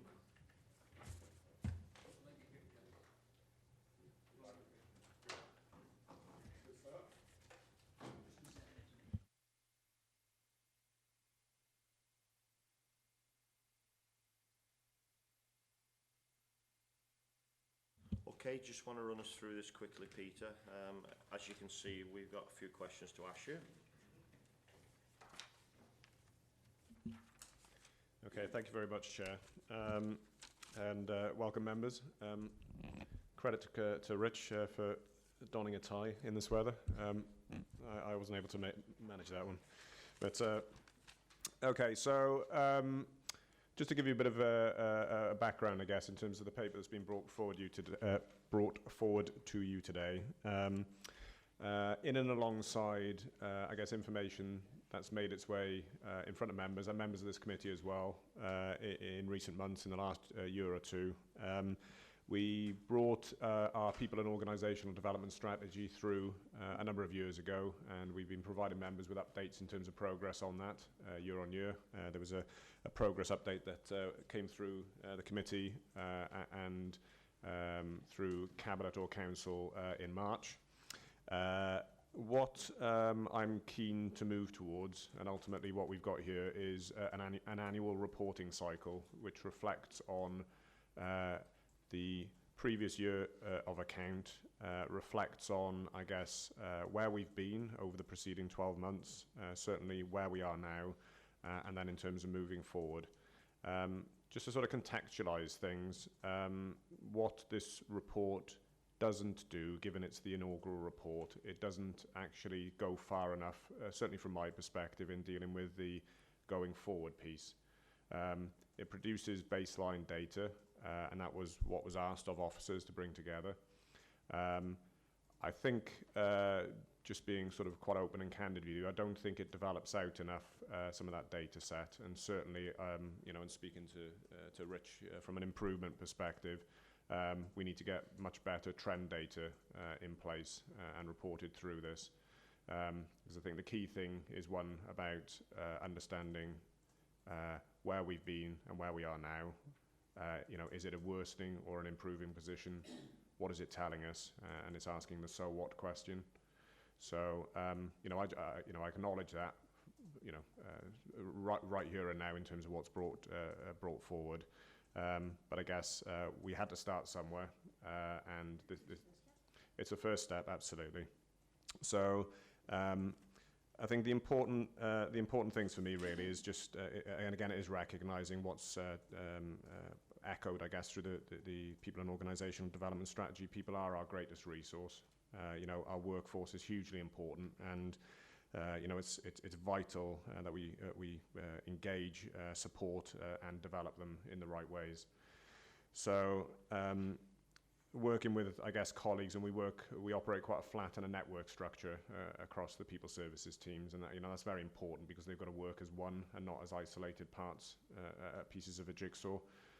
So with regards to training, HR, payroll, the organisational development side of things, these things all link to each other. They're not independent things. So I guess I'm really proud in terms of what the team's achieved over the last 12 months. But clearly, you know, this is an area that where with its own set of issues, clearly they never go away. You know, and we've always got to strive to do better. So, as I said, the annual report provides that summary of activity. It provides that initial baseline, and I think the but, you know, I've talked about the trend analysis that we've got to work towards, you know, and I think we also need to better understand not just the current needs of the workforce, but also the future ones. And clearly the work that we're going to be looking to do now through, I guess, that future Monmouthshire lens, the work that Kelly's taken forward, is vital to that, and particularly the specific work within Future Monmouthshire around the future public servant, and understanding as to, you know, what the future public servant is and represents, and I guess in a very simple fashion, understanding as to where our workforce is now and where they need to be going forward in terms of the skills and attributes that they need, you know, the values that they, you know, that they develop and represent. So. So I'm not going to go through you, Chair, and just mindful of time. I'm not going to go through, you know, the report in a great amount of detail, but I guess just to sort of touch on, I guess, some of the sort of significant parts of the report. I think workforce planning is a hugely important part of this. It's something that is a developing piece of work. It is still not where I need it to be.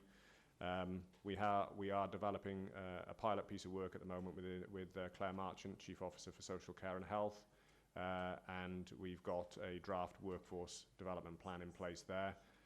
So we are just doing some, I guess, rapid prototyping on that and capturing some of the learning on it so that we can then develop and roll that out more widely across the business. But clearly we need to recognise the need for obviously effective recruitment and selection.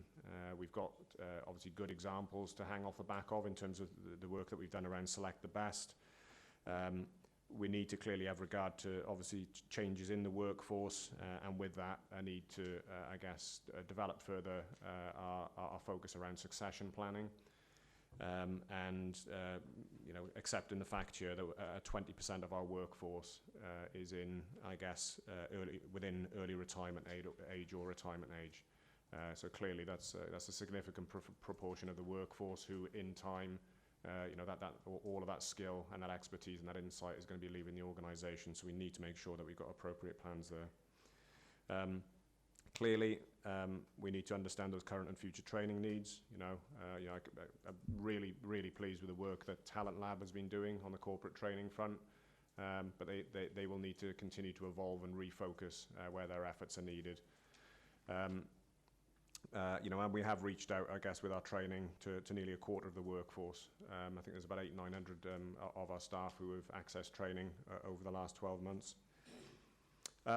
We have had a focus around well-being, a significant focus, and I know that I'll be responding to questions around not just check-in, check-out, but sickness shortly. The well-being aspect and our focus around that through our training is very important in terms of things such as personal resilience, mental toughness, etc. Managing stress, etc., etc. And that is clearly important. And I guess just picking up some of those aspects of sickness now, I mean, we recognise the fact that our sickness absence rate has deteriorated year on year between 14-15 and 15-16. We also recognise that we're seeing an increase, I guess, a spike with regards to sickness cases that are linked to stress and psychological reasons. So, we've got to be aware of that. And for those who've done a proper page read of the report, it does refer to, analysis that I think the report refers to a specific percentage of those cases which are stress and psychological related, but actually underneath that and within the organisation, in terms of mental health issues, stress-related issues, there is highly likely to be a much greater number of staff who haven't actually gone off on sick, but clearly are suffering from whether it be work-related or non-work-related issues. So, we've got to make sure our support offer back into the business is the right one. But clearly, as part of that and the work that we're doing at the moment, there is an important bit, an ongoing piece of work in terms of HR providing good training for managers so that they're able to spot the early signs, but equally that they're able to, when sickness does manifest, that they're able to appropriately deal with it. We need to make sure that we've got good and consistent advice, because the important thing is the well-being of the staff, but it's also the impact of the workforce as well of people being off sick. Can you put a financial figure on that absence? 11.6. Not straight off the top of my head, but it is in the millions of pounds. Yes, it is. It is. Yeah, absolutely. Thank you. Absolutely. I think we have recognised, we have had sessions with senior management team. We have had sessions through DMTs and reached out to other staffing groups as well and sort of recognised as to where we're probably a little bit deficient in some areas. And I don't think some of our systems are working that well. Some of the advice and guidance needs to be sharpened up around some of our support around sickness absence. So that work is working its way through as we speak. And clearly our focus has got to be on preventative here. And not just on the reactive. That's very, very important. There is a review that Tracy Harry is looking to instigate now when she returns from leave now in August around HR. We already have a review undergoing on school-based HR, but in terms of corporate HR, we're going to be looking at that in isolation. Capacity and expertise will be an important part of that. I guess I reflect on the earlier discussion that we had as well in terms of capacity issues, but clearly, we've got to look at this in terms of ROI and return on investment. If we can actually, if there is a need to put in a greater level of capacity and expertise, because that will have a direct impact on us reducing sickness. Going back to the councillor's question, if that allows us to have more people within the workforce operating and performing well, then we will get the return probably 5 or 10-fold, I would think. So. There's another important bit there, within the annual report as well, about making sure that the workforce generally and managers are well informed.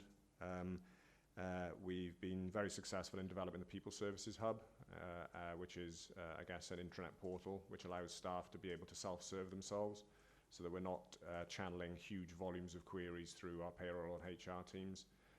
That's been very, very well received. We're getting very good hit rate on the site. And we're continuing to develop all our policies and protocols to make sure that they're fit for purpose, but they're also digestible So we're sort of trying to move away from very unwieldy documents that managers and staff have difficulty navigating, and actually using other forms of media, bite-sized videos, etc., etc. Just in terms of payroll, I think the important thing is that people are being paid. It's quite an important target in its own right. Members won't see, the volumes and volumes of work that go on behind the scenes in paying our 4,000 staff on an ongoing basis. And, they hit that every time. And again, we talk about capacity issues a lot. That hasn't been without its own level of pain in terms of, members in the team having to work overtime at points to make sure that those payrolls get run. There's been an important focus on safeguarding and DBS. We've strengthened our pre-employment check process, and we've developed further guidance and training for managers around safe recruitment, and again, developing videos, etc. But in terms of driving efficiency, we are continuing on with a program of system developments and trying to allow managers to self-serve themselves. In terms of HR, you'll see on the report, without making specific reference to the numbers, we have dealt with a significant number and closed off and resolved a significant number of disciplinary cases, capability cases, grievances that have been lodged. In terms of the learning point, there is still that need to continually review policy, making sure it's fit for purpose and making sure that managers are getting the advice and training that they need to deal with these issues. Because similar to sickness, these issues can take people out of the business for significant periods of time.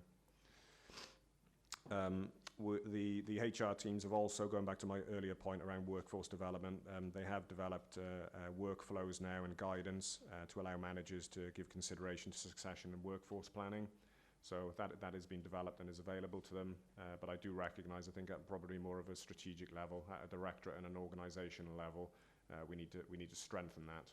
And very much what I talk about in terms of workforce development plans. In terms of staff review, this will come up, I'm sure, in terms of questions.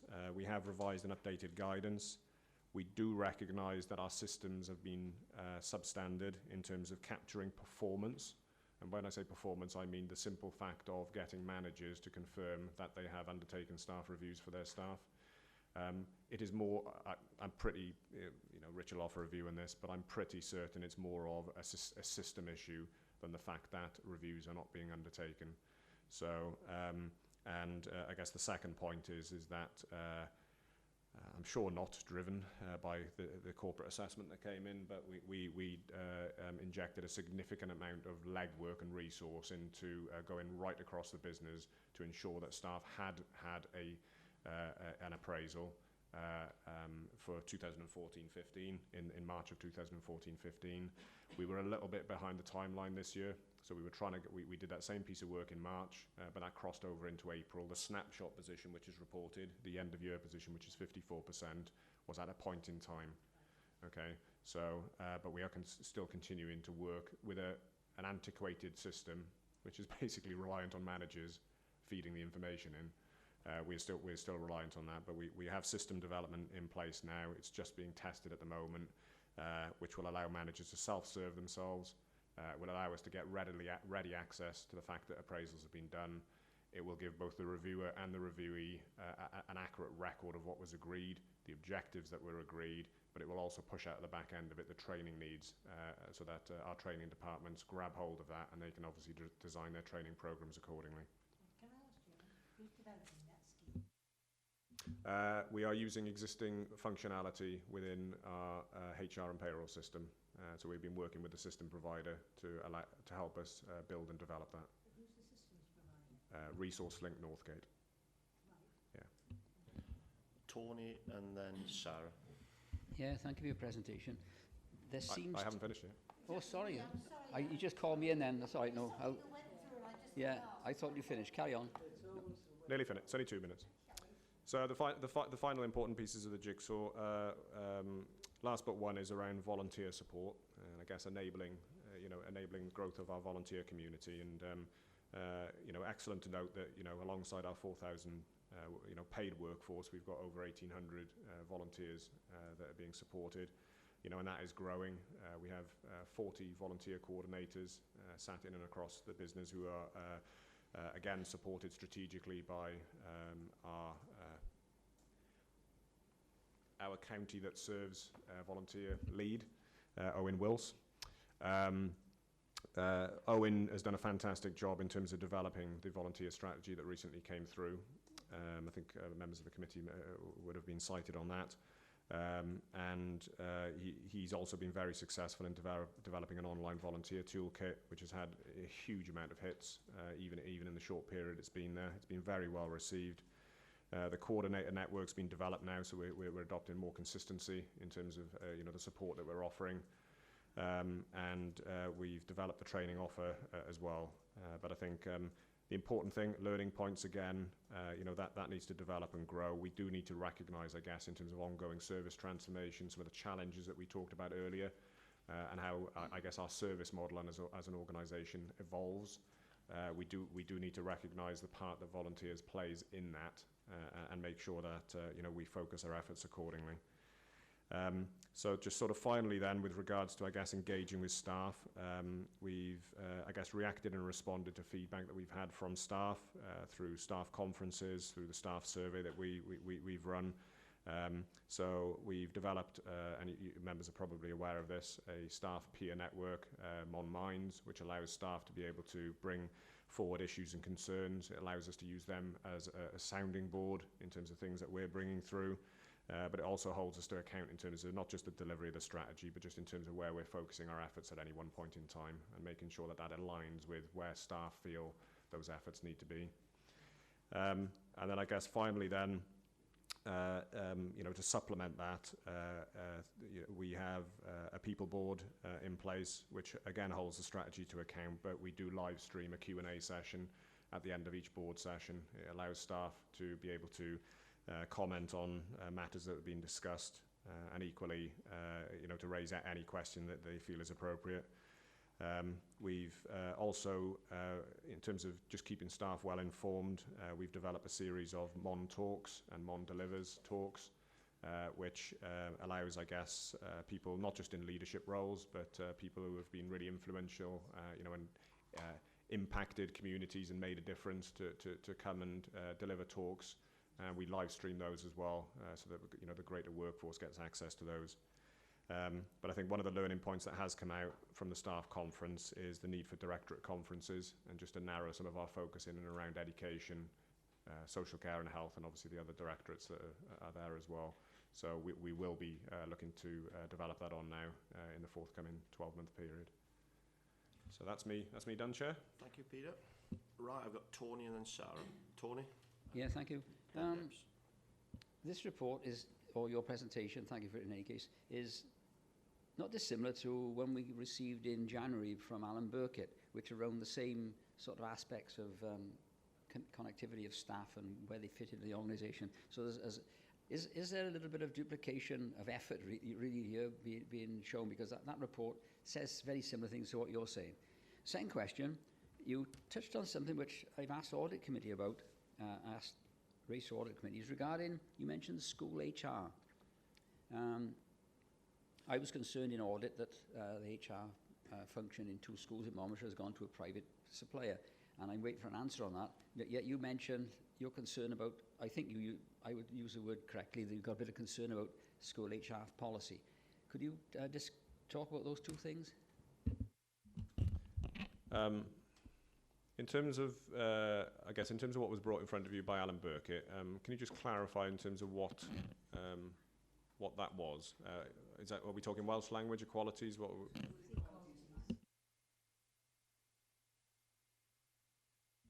Maybe that's intended. Do you want to come in there? Okay. I think Alan brought forward, correct me if I'm wrong, the Street Equality Plan, I think, which obviously requires certain information being there to fulfil our duties under that Act. Which obviously has similarities, but there are clearly different purposes in terms of what the People Services Annual Report does. But obviously we've got a system set up to collate and report that information anyway for those 2 different purposes. So it's not, in terms of resource effort duplication, albeit there are similar issues in reporting. Was Lawrence going to bring a sickness review to us, though, wasn't it, from our last report? Was it Lawrence Dawkins?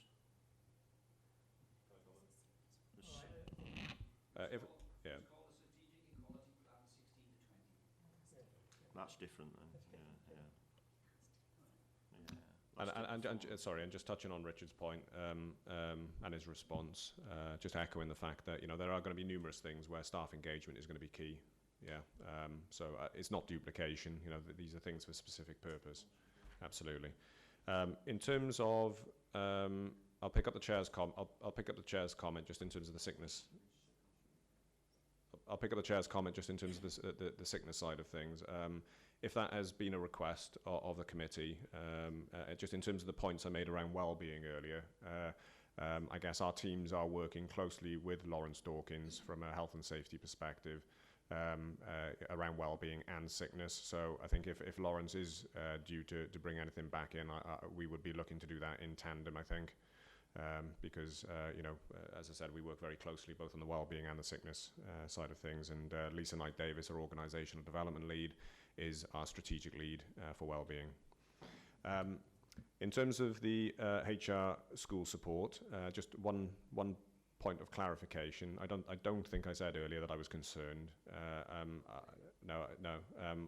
I simply said that we were undertaking a review of school-based HR, and prompted in part by, I guess, some of the movement we're seeing and the point that you've made in terms of two of our comprehensive schools looking to, I guess, relocate their provision to a private sector provider. We've got to look inwardly, and it's the same with schools. It's the case with any of the support service offerings that we put into schools. That they are entitled to go to the market. So we are in a competitive environment in that respect. So I think it's important that we do, which is what we're doing at the moment. We are going through a business case that's looking at the options and understanding what's both best for the authority, but equally what's best for schools as well, and what the appropriate resourcing model is for that. And if a conclusion is drawn from that, it could be one end of the spectrum to t'other. It could be that the local authority is best placed to provide it, and we need to maybe reposition our offer into schools. On the other end of the spectrum, it could be that the private sector are best placed in their entirety to provide that. Or there could be hybrid solutions that sit in between that, where we provide certain things and the private sector provide other things, because we work to our own strengths. So that piece of work will draw its conclusions, and certainly in the autumn we will be looking to bring recommendation forward. Okay, I raise that question particularly from the perspective that two of those schools are very, very close to the English border, and it was only shortly before that period of time, where that meeting, that I read a report where there is one rather large concern in England which are developing, taking over various functions within schools, even if they academize. So it set the alarm bells ringing to me that they're very close to the English border. Is it an influence from elsewhere, which eventually could encroach across the rest of our school network? In terms, for example, we are altogether bar 3 schools on ICT.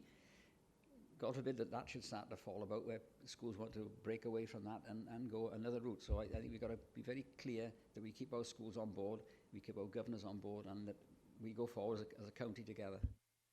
And just very quickly, just echoing, re-emphasising my point, which is around the very fact that two of our comprehensive schools have decided to shift into an alternative provider. That clearly prompts us to review our own business model of delivery. Because I'm very confident in terms of support into primaries, that they value significantly the support that we put in on the HR front. But again, we've had conversations today in the Select Committee about sustainable business models, and we need to make sure that we are able to offer sustainable business model and provide the support that schools need as well. You said a report will be coming soon, November, December, did you say there, Peter, on that matter? Yeah, we were looking to draw the conclusions probably through September and October. That's the timeline I've wrapped around that piece of work. Yes, absolutely, I'll be looking to... That'll go to CYP, yeah? CYP Select, yes. Yeah, okay, thanks, cheers. Sarah? Yeah, 3 brief questions. The first one's around talent lab and training. So totally support the need to train, obviously, and make sure our staff are empowered to do their training skills and courses. But in terms of how do you quantify and monitor the investment you're making in the talent lab? You put on 104 courses. You're saying you've got a 32% increase in skill levels, but how have you managed to quantify that as a figure? And are you sure the investment, I don't know how much you do invest in training, but if that's the right approach. Do you want me to go through, I've got two other quick questions, or? Yeah. Okay, the other question, 2 years ago I brought forward a mental health pledge for this council, which we all adopted. And one of those things was to raise awareness amongst employees around mental health discrimination and stigma. What progress has been made on that, given the potential link between the sickness days that we've covered? And the third question is just on the staff survey. Have we got the results? Have we done one for 15-16? And I'd be interested, and I think maybe it'll come to Democratic Services Committee, but around internal comms, given the communications has been flagged up previously as such an important issue, it would be useful to see what strategy we're taking forward. And I'm sure Abby's brought it forward to Democratic Services previously, and it was good to have that opportunity. It'd be good to do it again. Okay, in terms of the first question, I guess in terms of assessing impact, ROI, I guess in terms of training, you've obviously referenced, I think it was a 34% sort of increase. So one of the sort of core areas of focus of Talent Lab over the last sort of 12 to 18 months is to make sure that it's developing a much more effective set of measures, because I'll put it bluntly, the feedback forms that were there previously, somebody can come out of, I'm sure we've all been there, we've attended conferences and courses, etc., and you get the feedback form at the end and it sort of says, 1 to 5, tick them, and everybody ticks 4 and 5, and they go into a box somewhere and somebody reports on them.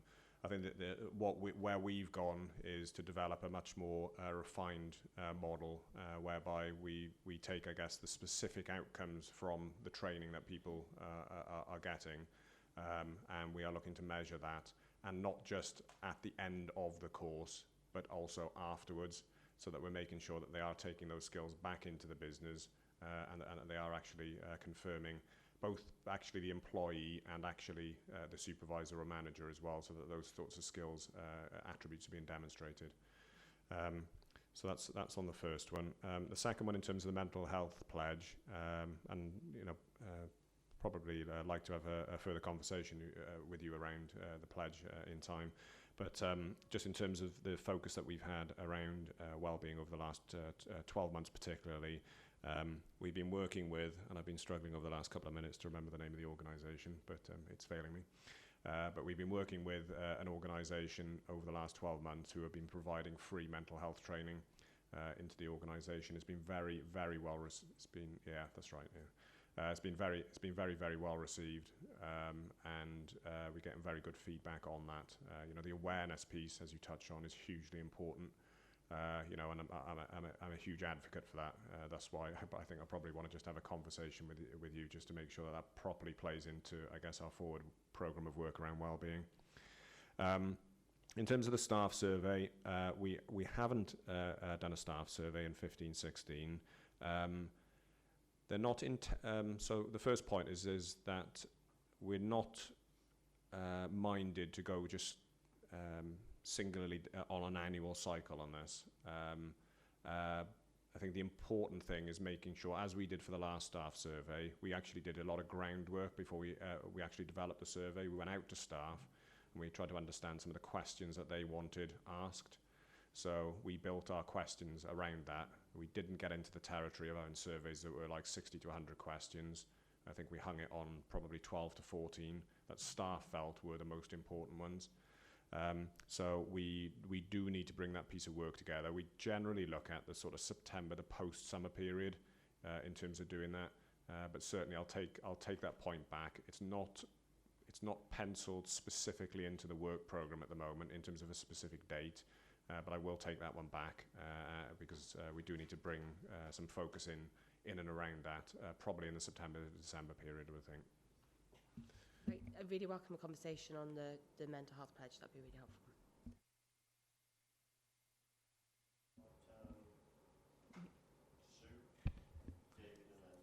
Thank you.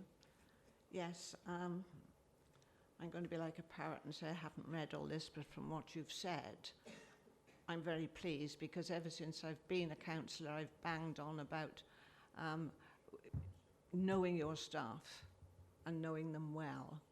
And most of the time we've floated over the top of them and done a great injustice to them. And reading this one comment here, when it says you've been listening, and they say, staff feel disconnected from senior leaders, and that has been historic from what I've seen. And then opposite, members of the senior leadership team worked with different teams to connect with and understand other service areas. Reading that one observation has helped me no end, because I've always worried about our staff and what we do to them by ignoring them. And there's nothing worse than someone being unhappy and struggling, because it goes like a canker right through the whole of the department and then into the council. And you even hear it in the streets. Someone's daughter's been working and they've been badly treated, or I'm not hearing that so much now as I did when I first became a councillor. Someone is doing something right, and we need to be there for our staff. We owe them a duty of care. That's the way I was brought up. If somebody works for you, they're not just a utensil, you care for them. And you know them, and you know their family background very often. And that leads on to be able to help them when they hit a brick wall and they need help. You're halfway there then, because you know them and you know their needs. And I'm really pleased by this, and thank you very, very much.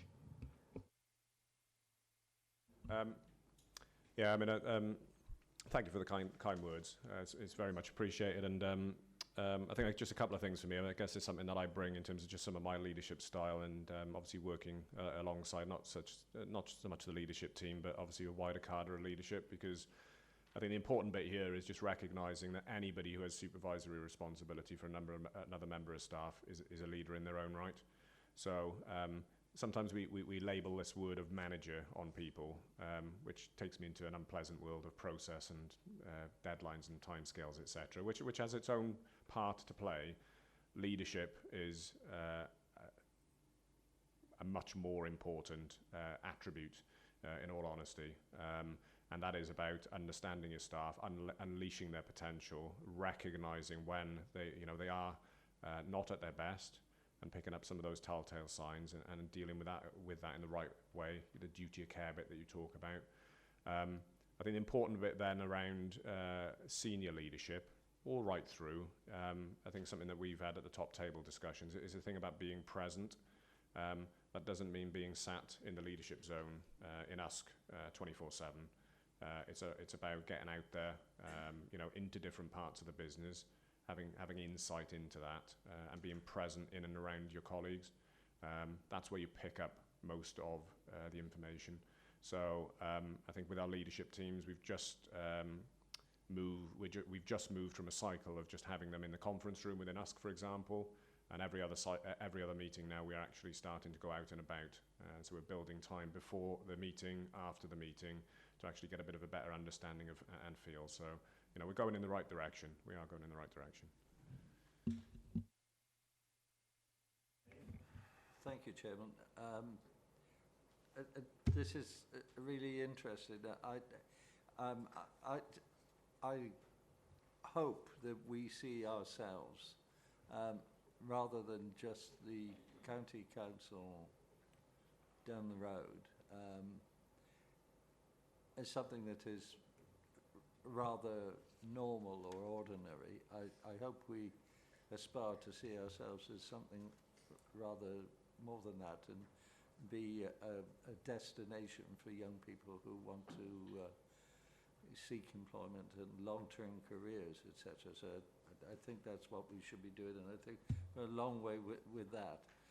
I also believe in growing your own inside, so I just want to ask a couple of questions to that. Is there a real conscious effort when it comes to different areas of the business and the possibility of redundancies? Is there a real effort made into retraining existing staff into new posts in there? And to tie into that, I hope that when we are talking to our staff and you're developing staff records, etc., that you were noting their interests and whatnot. So if that area falls off for them, if you like, our staff record system enables us to keep that person, obviously, if they're good enough, but also so you have somebody who is bought into the culture of the council. I think that's an important thing. The other thing is I hope we do ask our staff what they care about in the council. Where we inquire of them to speak frankly about the downsides as well as the plus sides, and give us a good ongoing, because young people and indeed older people, their ideas change about where they want to be, so that we keep currently updating the sort of changes that happen within a career, and we're aware of them and can take advantage of them, if you like. If we don't have to make them redundant, it saves us a load of money, doesn't it, if we can use them fully. The other thing I've always been very strong about, so as we know exactly what people think of us and what sort of organisation we are. I always would believe that everybody who leaves any business should never just walk out without having an exit interview. I hope we do that with everybody within the county.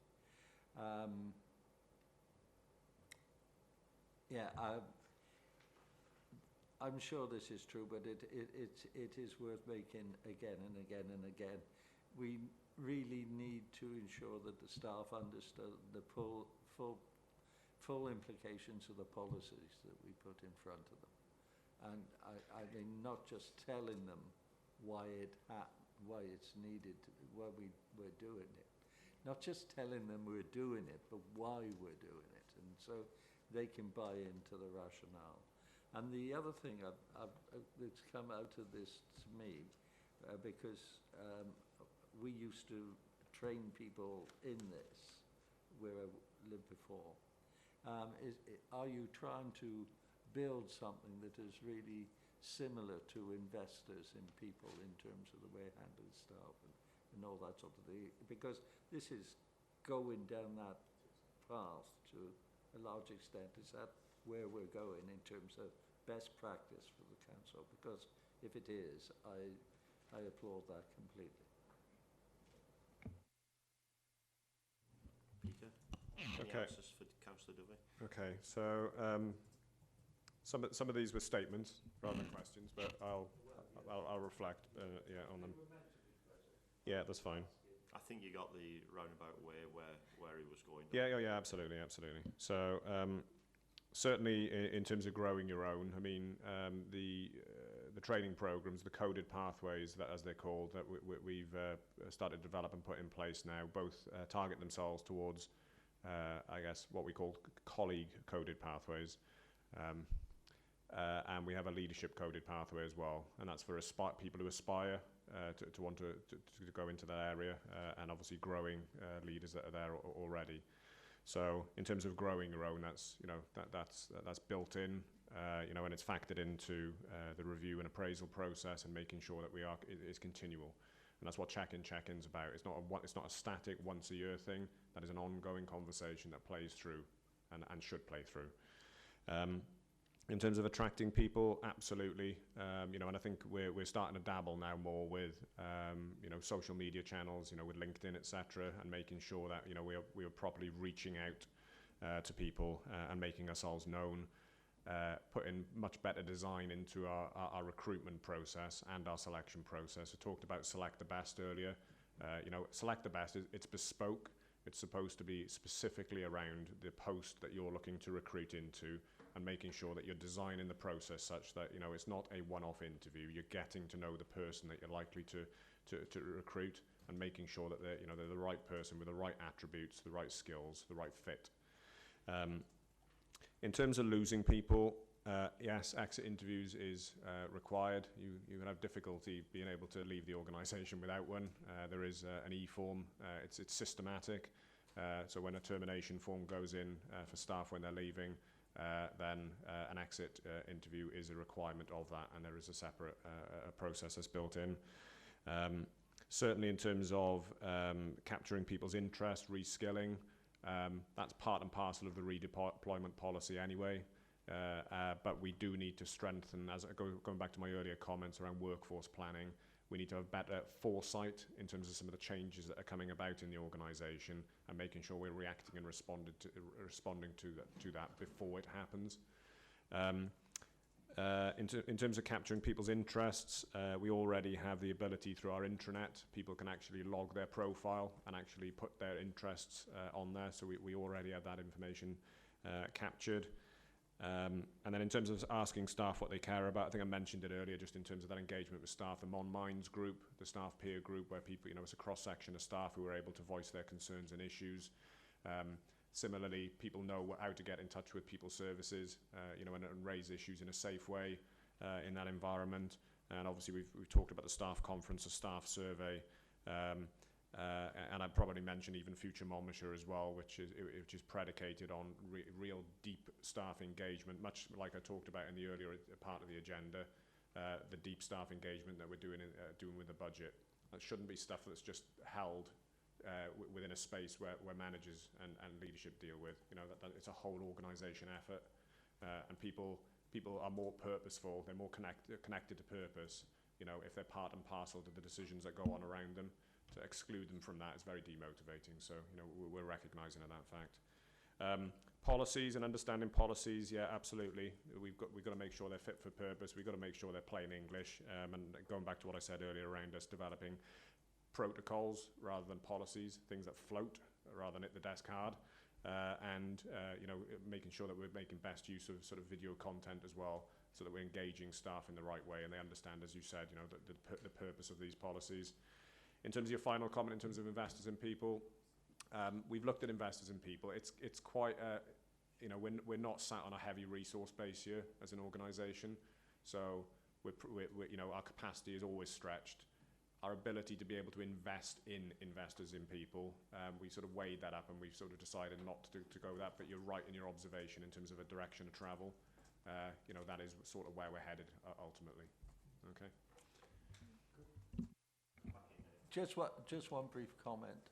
I actually think it would be rather good to know that is the sort of infrastructure that we have here for our employees and potential employees. That this actually should be seen as a bit of a beacon on the hill for young people and middle-aged people who want still interested in an exciting career in local government where they can contribute something to society as well. I think what you have just told me, I think is probably more than I expected. Thanks. It's a point well made. Okay. Thanks. I mean, first of all, I have to say I do welcome this report.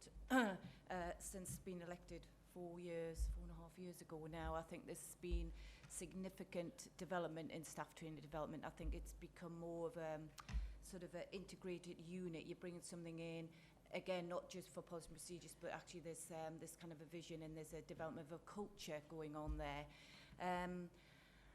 And this does take a while. It does take about 3 or 4 years to really embed that in. I do feel it's just starting now. I think this is the year where it's just, the triggers are there.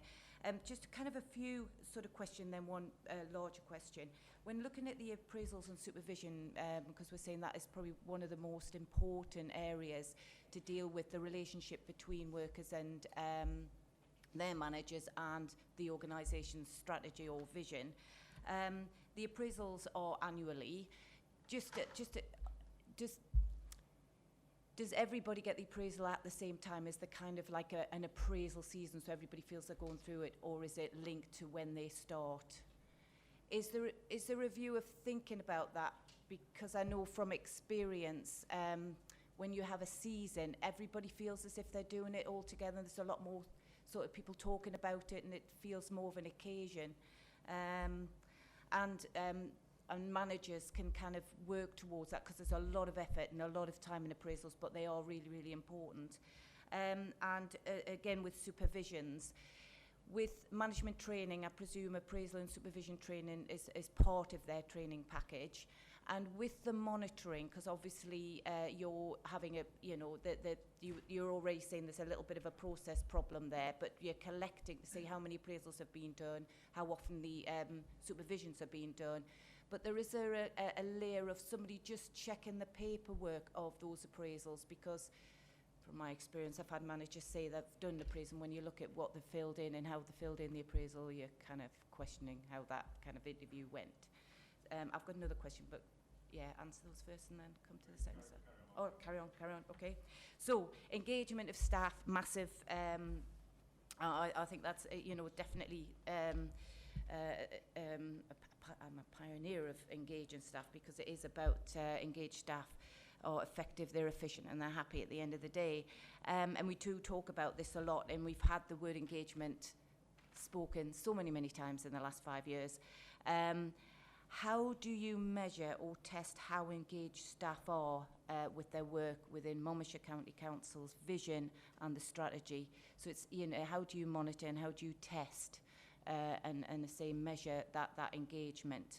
And also when recruiting staff, and the staff we have now, you were talking about sort of values and attributes, because obviously we want skills and the talents, but what behaviours are you looking for from staff who come through Monmouthshire County Council? Okay, thanks for the questions. So just in terms of the appraisals, there is no hard timings that managers have to work to. And I guess looking across to Rich in terms of, I guess, the improvement side of things, I think there's a natural cycle, I think, whereby, I guess, department heads, I'm not going to use it should, are engaging with their staff in terms of shaping their business plans, their service improvement plans for the forthcoming year. And naturally then off the back of that, golden thread stuff, isn't it? It's golden thread stuff in terms of top of the organisation right down to the bottom, and making sure that we have alignment. And so the appraisal should be the next step, really. So you're sort of getting into the March. That March window is generally where you'll get a heavy amount of appraisals taking place. Yeah. In terms of the checking of the quality, I mean, just going back to sort of what I touched on earlier, I guess the sort of probably antiquated system that we had, the laborious system that we had before in terms of getting managers to just confirm that an appraisal had been undertaken. Your point is well made. The question then comes in, well, how do you know that the appraisal's been done well, the quality of it? So in terms of the self-service functionality we're building in and testing at the moment, that will ultimately mean that is properly captured, and we will be able to sample check, as you've just suggested, those to make sure that we can either provide managers with further guidance, or if there are patterns that we can obviously look to follow that up. In terms of engagement of staff, that's a very good question in terms of how we test it. Probably brought about by the cycle of engagement that we've got in terms of going back and touching base with staff. I think the point that was made by the councillor earlier in terms of staff survey needing to be rerun, that will be one of the acid tests in terms of making sure that staff are feeling that they, because it did, the other councillor made the point in terms of staff felt that they were not being either valued or engaged and communicated with. So that'll be an important acid test, and I guess Abby, our comms manager, in terms of the work around internal staff communications, she will, I guess, be best placed to offer a view on that as well. In terms of recruiting staff, the values and the attributes and the behaviours, I mean, clearly in terms of our value set, they're documented out anyway. So in terms of openness, transparency, teamwork, etc., that's all there, and that's a given. But just in terms of, you used the word culture. And there are very important aspects there in terms of allowing staff to demonstrate their creativity, and allowing them to operate in a permissive environment. So I do think, as we're sort of working towards, going back to my earlier statements around future Monmouthshire and the future public servant, I think it will definitely, I think it will definitely prompt a review of our value set. I think it will. We talked earlier in terms of keeping staff motivated and stuff. Goodwill is a fragile thing. We do have it in spades in this organisation. It's why we always punch above our weight as a small organisation. But we are in challenging times, and that duty of care to staff, the well-being of staff is really important, and it can be very, very fragile. It can shift very quickly. So, we need to be well engaged in, we need to be hardwired into our workforce and, and make sure that decisions that we're taking around service changes are not having a very adverse consequential on the workforce. Okay. May I ask, Peter, we have approximately 3,800 employees. Out of them employees, then we're split down into different directorates, or how you want to terminology it nowadays, different departments. We have HR within the organisation. How many is employed in HR?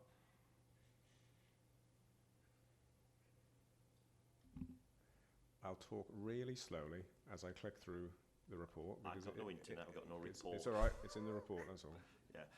Eight, I think. I think it is 8. So I'm just taking comparisons here. 8, yeah. And I'll just give you an example. Today, now, we had environmental health with us, and Dave Jones and all his teams in charge of all that, of all them employees there, all them people under him.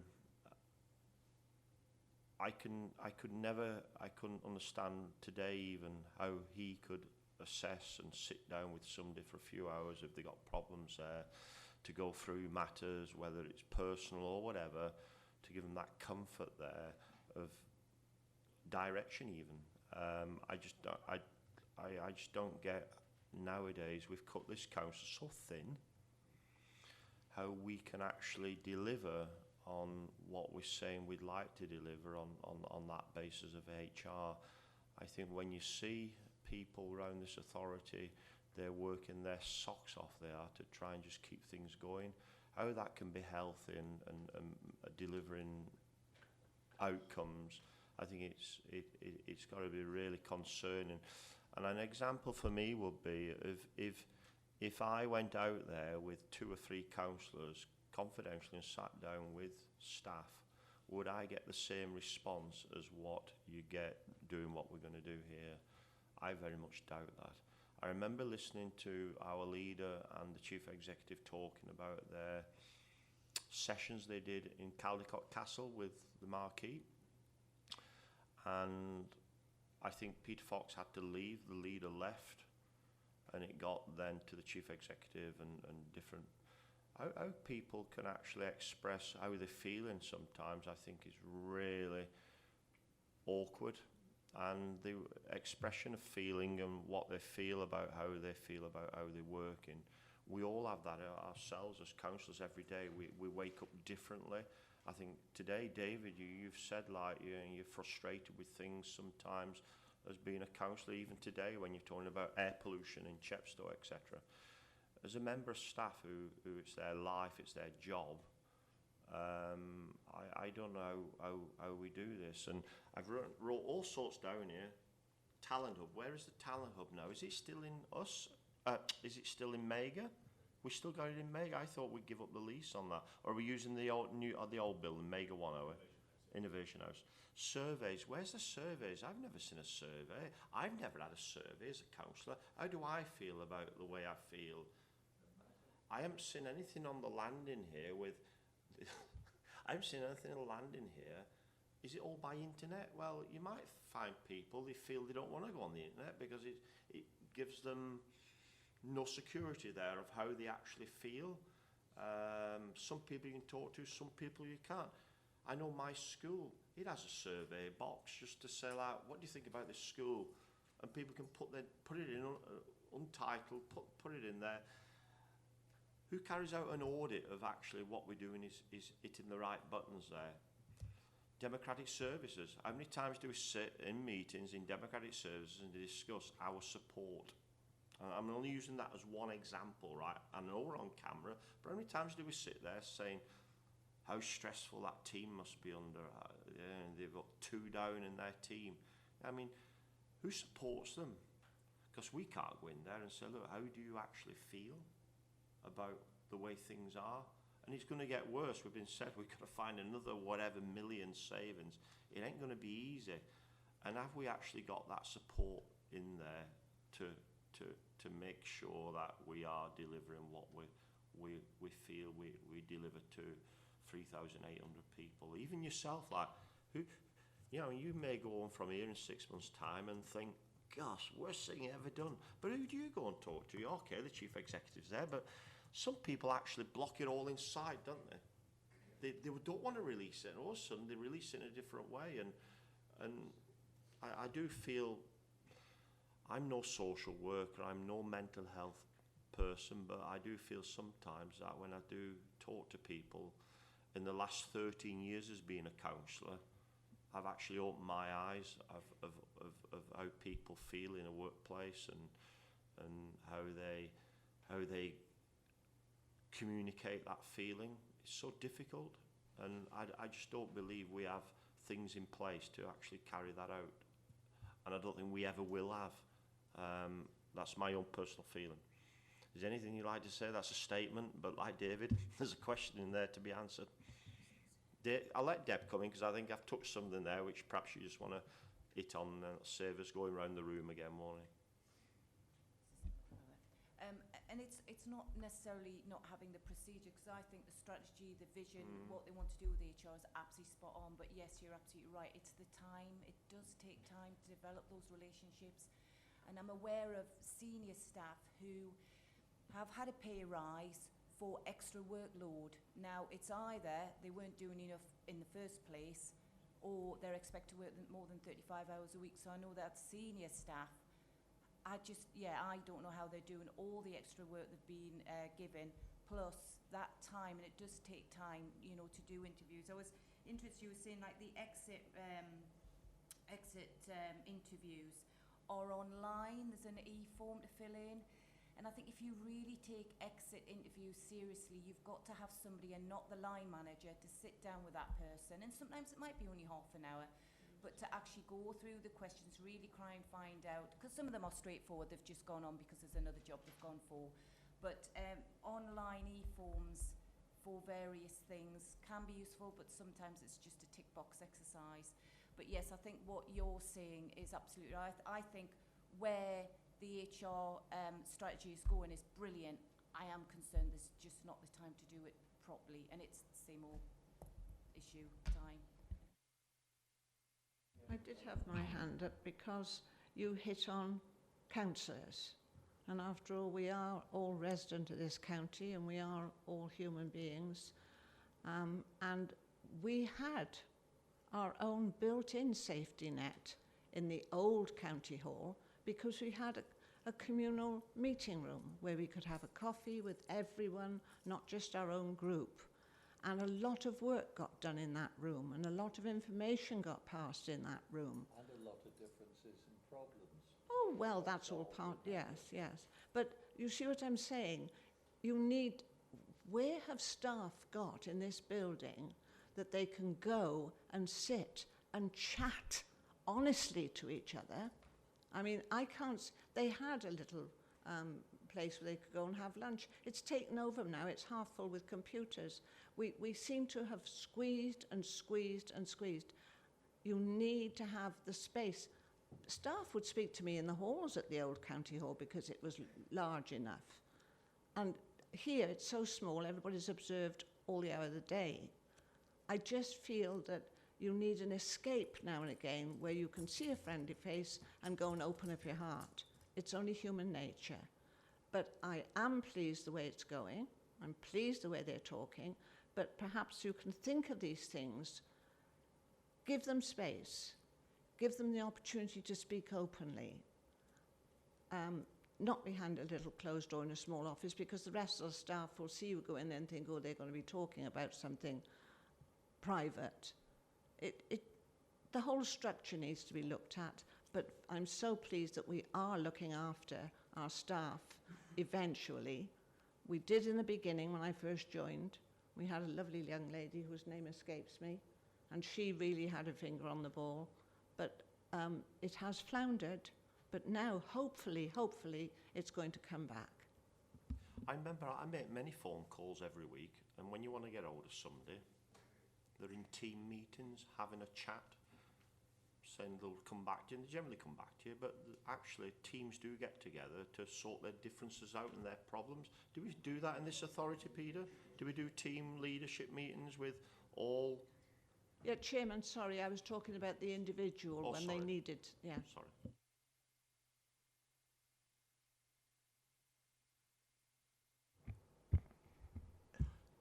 Yeah, I think that's right. When I was talking about the exit letters, etc., and you mentioned that there was a form, I just assumed naturally that it was a form that they would print off and fill in and meet with their line manager, something or other like that, ago. I mean, one of the worst things that you could possibly do is have an exit letter and you didn't have your team leader or somebody responsible sit down with you and bother to hear what you say, your concerns, the positive things that you want to make as well, and eventually shake you by the hand and say thank you for what you've done for us and whatnot. And I mean, this is all part and parcel of not only having your reputation right, it's the word of mouth that goes from one employee who's left Monmouthshire County Council and whatnot, and how he speaks about the way he's been handled and that sort of thing. And that is the sort, there has to be a sort of intimacy, if you like. I mean, I really, I know it's economics. I really am very upset and concerned about the fact that we're moving now to Mega. And what we're doing is going to put our staff in buildings that were probably built in about 1936, which we're going to revamp in some way, shape or form for them. And they're going to be in there. I think it's a really negative message. I think it's a negative message as far as the way the county will be seen outside. I know Phil Murphy will catch hold of a big hammer and hit me on the head, but the fact of the matter is, I do really believe that that is wrong. Yeah, we have to, and that was the point I was making about the way we organise the budgets as well, by the way. What they try to do, it has a positive aspect to it, rather than them trying to slice everything off the bone. You have your group meeting and whatnot, and you have your targets that are set, and you know the budget that you've got to go within it, and it begins to become a team game of how you're going to get there, rather than what are we going to slice off this now, and is it going to be the right thing or whatnot. It isn't the right way to do it, and I think we've got some way to go here.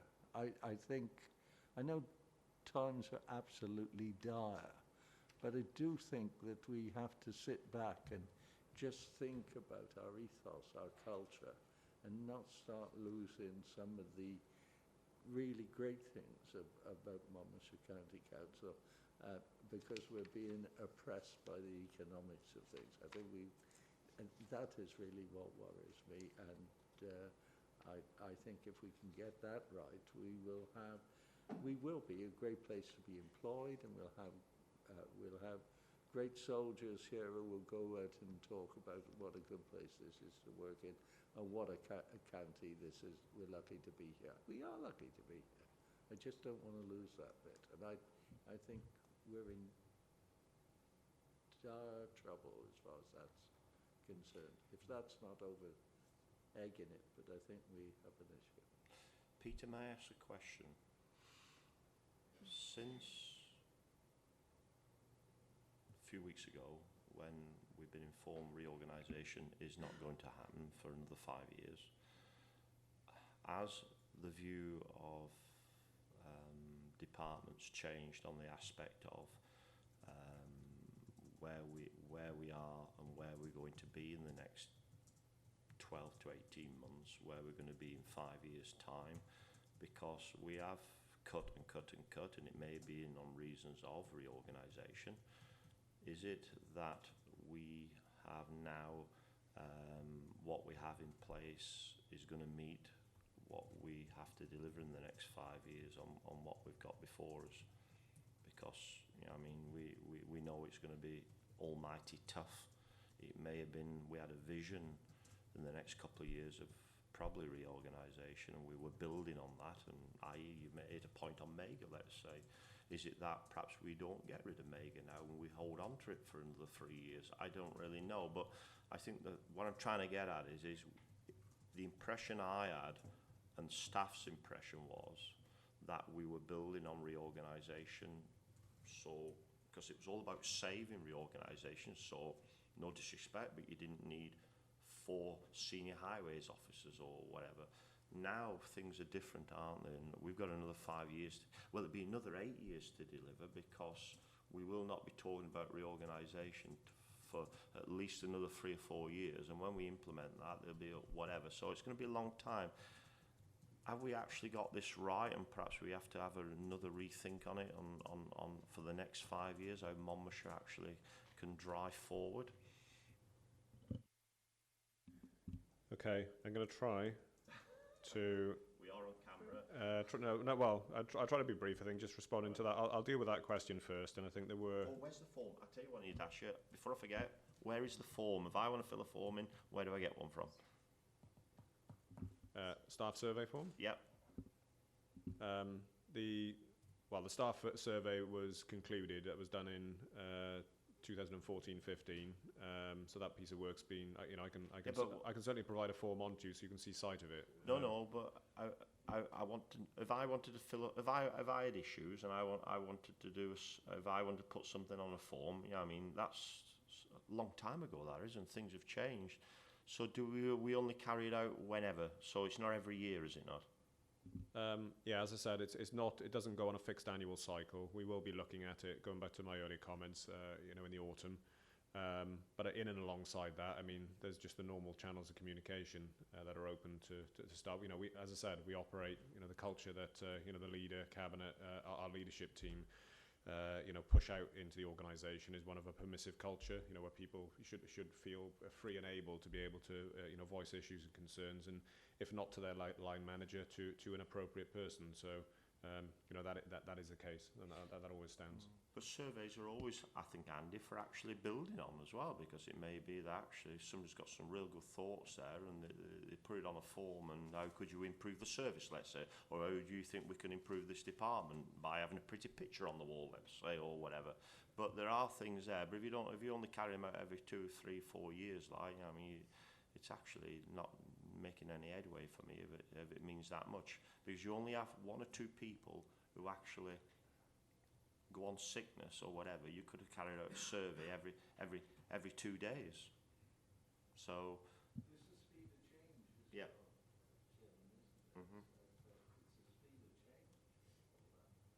It is, yeah. So okay, answer them 2 questions. I may have some supplementaries after. Thanks. So I'm going to knit a few things together here, I think. So let's take the reorganisation one to start with.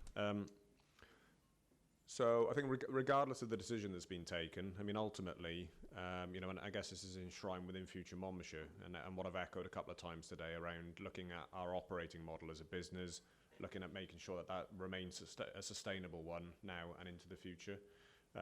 Increasing demands, reducing resource, I talked about it earlier. If that operating model in any particular part of the business is one that lends itself to collaboration, then a reorganisation shouldn't be particularly the driver to that. If the economics suggest that, and common sense suggests that it would be better potentially in a particular service area because of the size of our organisation, that it would be better to combine with others, because it allows us to still provide a service or a back office function or whatever on a collaborative footing. Then that should be looked at regardless of whether reorganisation is there in consideration, or not. And those conversations will surely be entertained as we move forward and face some of the challenges that we face.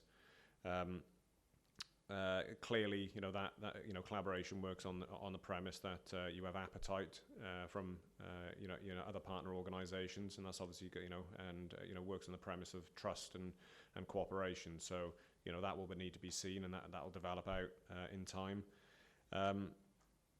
There was a point then that was made around engaging staff, and I guess shared purpose is an important piece within this. I've already talked about us going deep down into staff around the budget, around future Monmouthshire.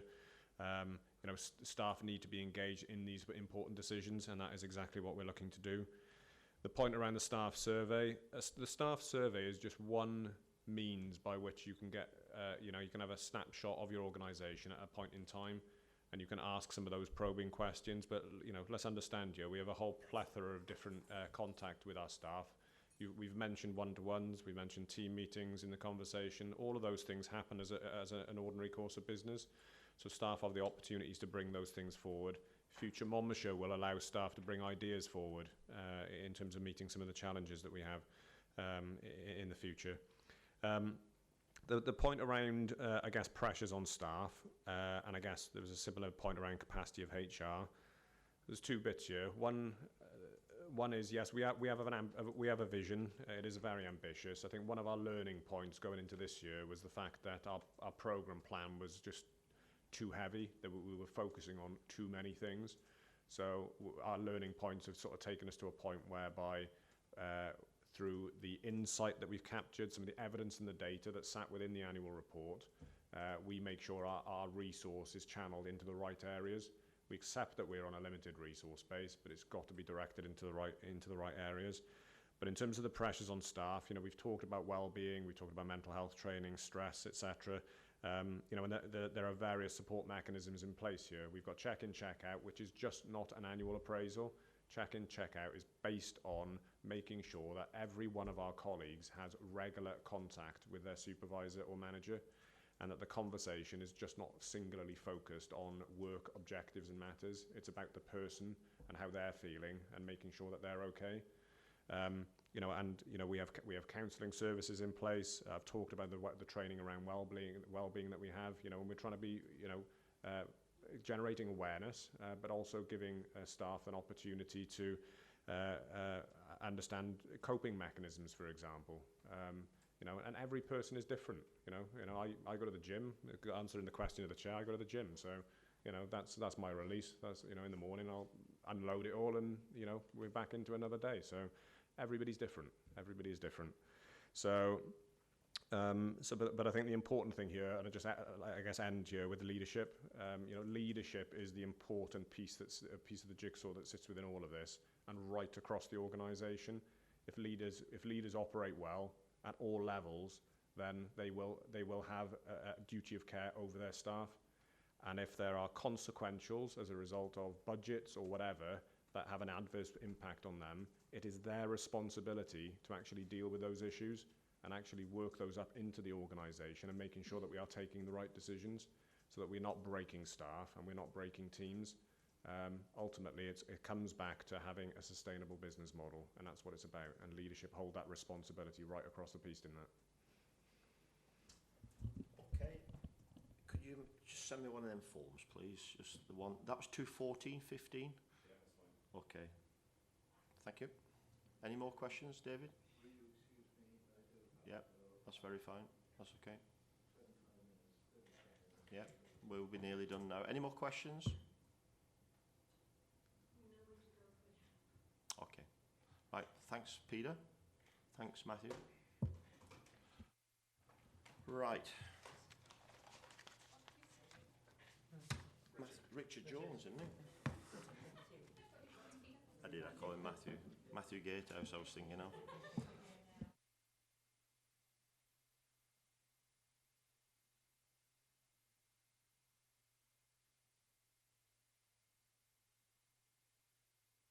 Right, let's get into the. I've got no agenda. I've got no computer. I've got nothing here. So I'm gonna go blind. I'm gonna go blind. We have a work program. We've got the work program before us. Am I right? Am I right in saying that? Okay. We've included on there as we speak. We've put the MRF contractor, the MRF, for November. We've put speeding and the toilets. We said we'd bring the toilets back here because they are big of any issue. Have they resolved it with the funding? See whether all that's been resolved. Cause have you resolved Caldecott yet? Yeah, and Chepstow. Toilets, speeding in September. Okay, that's we can do that. Hazel? Yeah. Yeah, we invited Gavo to come Street here lighting. today, and they were unable to come, and they were also unable to come to the last meeting. So if you want to invite them to the September meeting, I can do that. But given that you've had a member of the public in today and you've decided to take that issue forward, I would suggest that maybe that needs to take priority. So whether you want to put Gavo to the November meeting just to balance it out a bit, because speeding and toilets, I think, is going to take you a whole meeting in itself. And we've got PCC, Police Crime Commission. Well, you've got the crime and disorder part of the agenda. Sharon came to the meeting a few meetings ago and said to you that the data wasn't available yet, but when they had the data to inform the community safety plan, that they would come back to you. So that isn't due to come back until after Christmas. But if, as part of the speeding, you were suggesting invite a police representative, yeah, we can do that. But do you want to put the speeding and the toilets on to the 15th of September and move Gavo to the 10th of November? And we have street lighting. Yeah, I would suggest maybe putting that on November then, because otherwise you've got two really chunky subjects there that you like to go in depth into. You can't. On which, on street lighting? Okay. I think we have to have them back because when I spoke to the gentleman yesterday, I was concerned that because there was a massive amount of money there and what gain there was be from it, and the consultation process in doing it as well, because I'm led to believe it's going to be put on members. They're going to ask us, are you happy to switch your lights off on that street? Well, I've got no say in it because they fitted the lamp standards anyway. So it'd be down to me to say, oh yeah, well I have the blame for that then. So. It is useful in time. Yeah. I have a corner shop that's now a post office.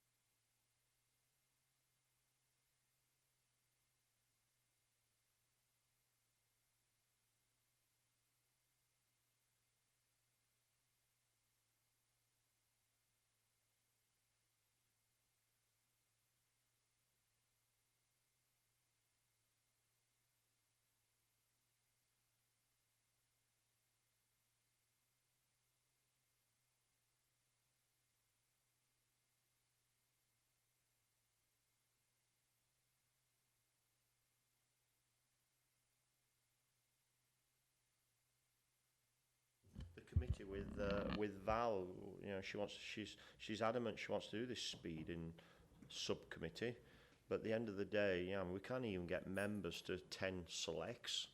How are you going to drag them in here for doing speeding? Now they may come, I don't know, but then they'd have to report back to us as select on what their recommendations are, and it's a massive piece of work.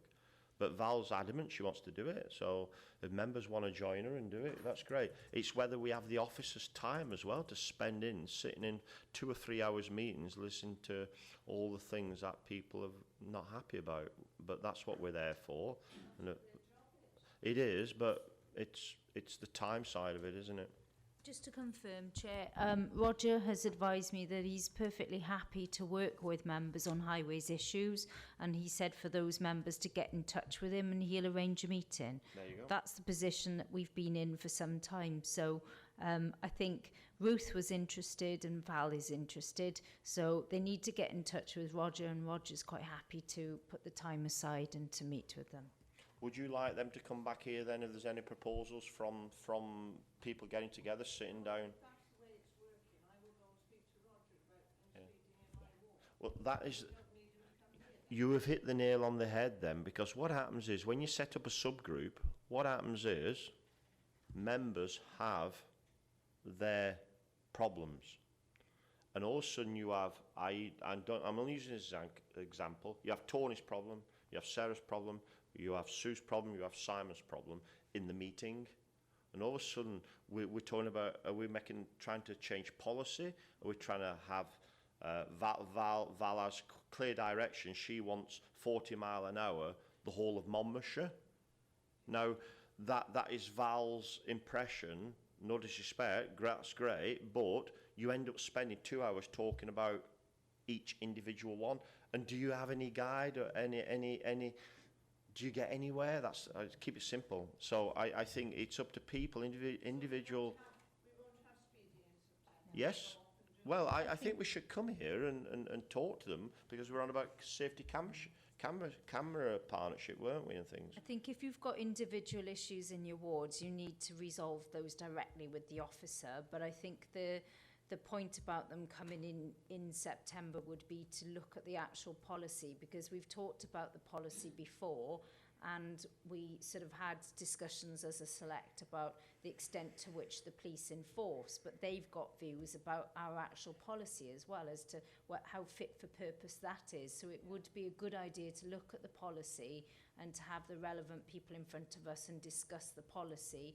But I think the specific issues need to be taken up with the officers. But obviously, given that we've had members of the public bring forward instances today, then, you know, we will have to sort of accommodate them as part of the meeting to give some sort of context to why we're bringing this forward and looking at the policy anyway.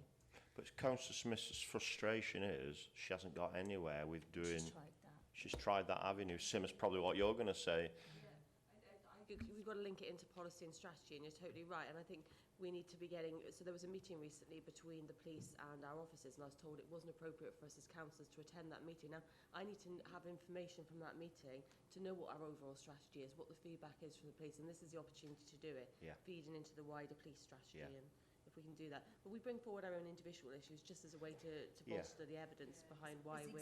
Yeah, as examples, just don't want to get bogged down with because everybody's got them, and I think if we have 15 members here, because we're going to invite everybody, and all of a sudden they start going into their individual cases, we could be here all day. And I think it's actually what we can do and what we can't do. We've only been here 6 hours. Right. Okay, so we're done there. Excuse me, the cabinet planner is before you. Just one quick one on that. There's a solar park on there. Is it we'd had a joint committee meeting of that solar park business case, didn't we? It's the same solar park, I believe. By Crick. Yeah. I don't know whether that should have really come to us. I'm not sure. I don't know how I... That economic development? Well, it should have come to us as a joint select. Okay. We had it I noticed that. That's a decision. Is it on cabinet or a single member decision? On Wednesday?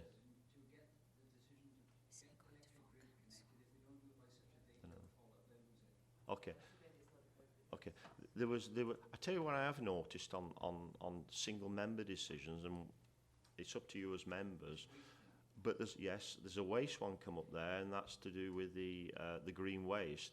But I have noticed as well, there's a lot of traffic things come through, traffic orders, what we've been talking about, safety, but they're coming through as individual member decisions for whatever, but they're not on our planner, what work's being done. Now, whether they're not being put on for reasons...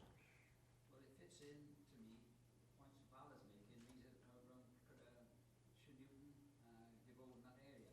They go here on a single member decision. We haven't brought that as an objection here. I'm not saying it isn't an objection, but we don't see them on the planner. Don't see them on the planner at all. Yes? Yeah. Because it gone through without anything being on the cabinet planner. There's a list of, if you look at I think it was either Monday and Tuesday, single member decisions going through, I reckon there's about 8 single-member decisions for road safety or whatever going through a single-member decision with Brian.